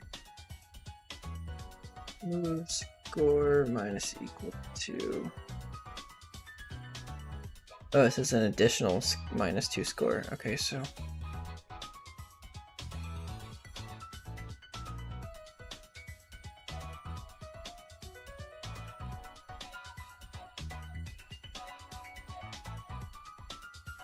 What is last used? Defender.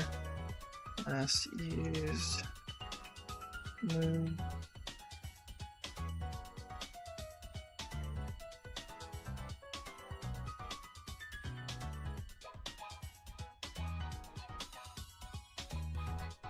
So if the defender's last used move was physical,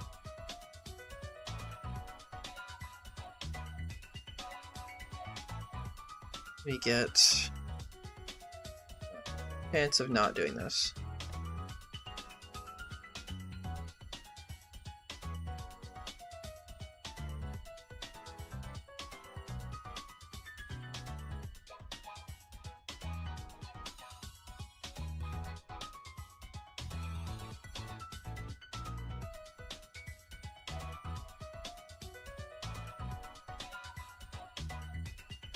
Go 4.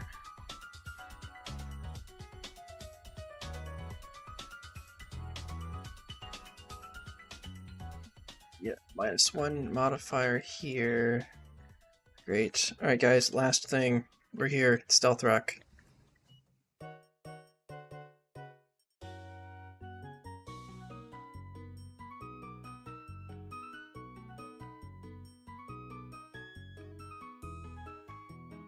Sneaky Pebbles.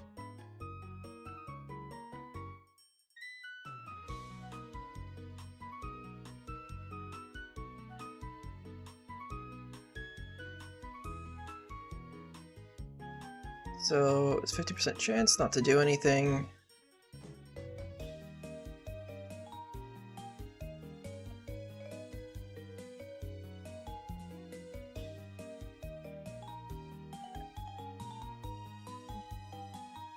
Okay. So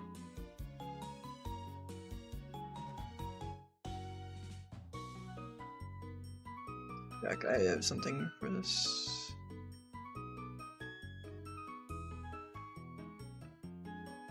It's basically the same as toxic spikes, I think, which makes sense.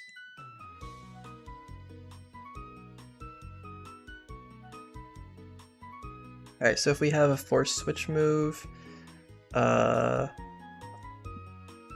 75% chance to get +1. We're done! We're freaking done, dude. Oh. Oh my gosh, the hardest part of this AI dev is over. Let's check how many lines of code. 4,100. Oh my goodness, this is the most I've coded it for at once ever. Okay. There's a couple more things that have to be done to like basically make sure this stuff works. So we need to like decide what to do when moves have the same score.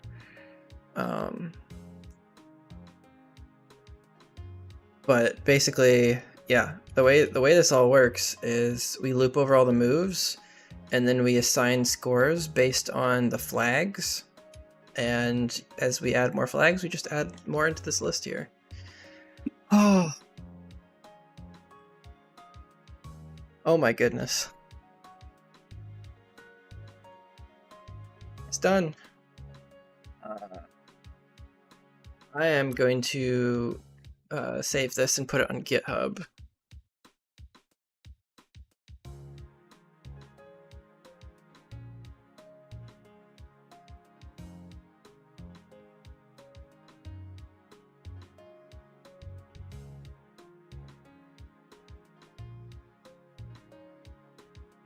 Yo, what's up, Fierce Deity? We just finished the AI basic flags, so basic AI is done.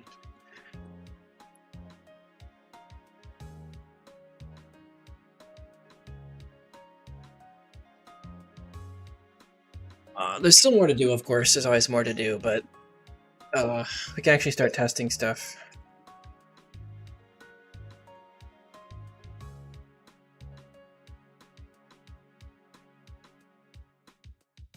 I'm just going to push this on GitHub, and I will announce it shortly. Probably make a pull request. Okay.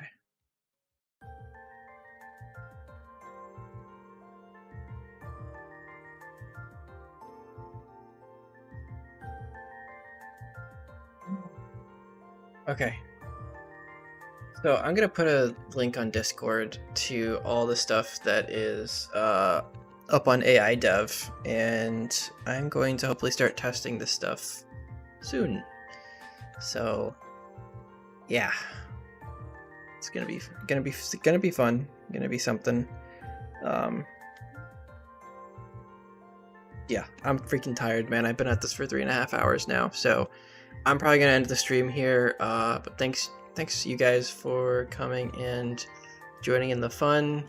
Really appreciate you watching, despite it's not exactly exciting to watch someone code for hours, but I appreciate you guys being out here and supporting me and everything we're doing. So with that, I'm gonna head out. I hope you guys have a great rest of your day or night, wherever you may be. See you next time.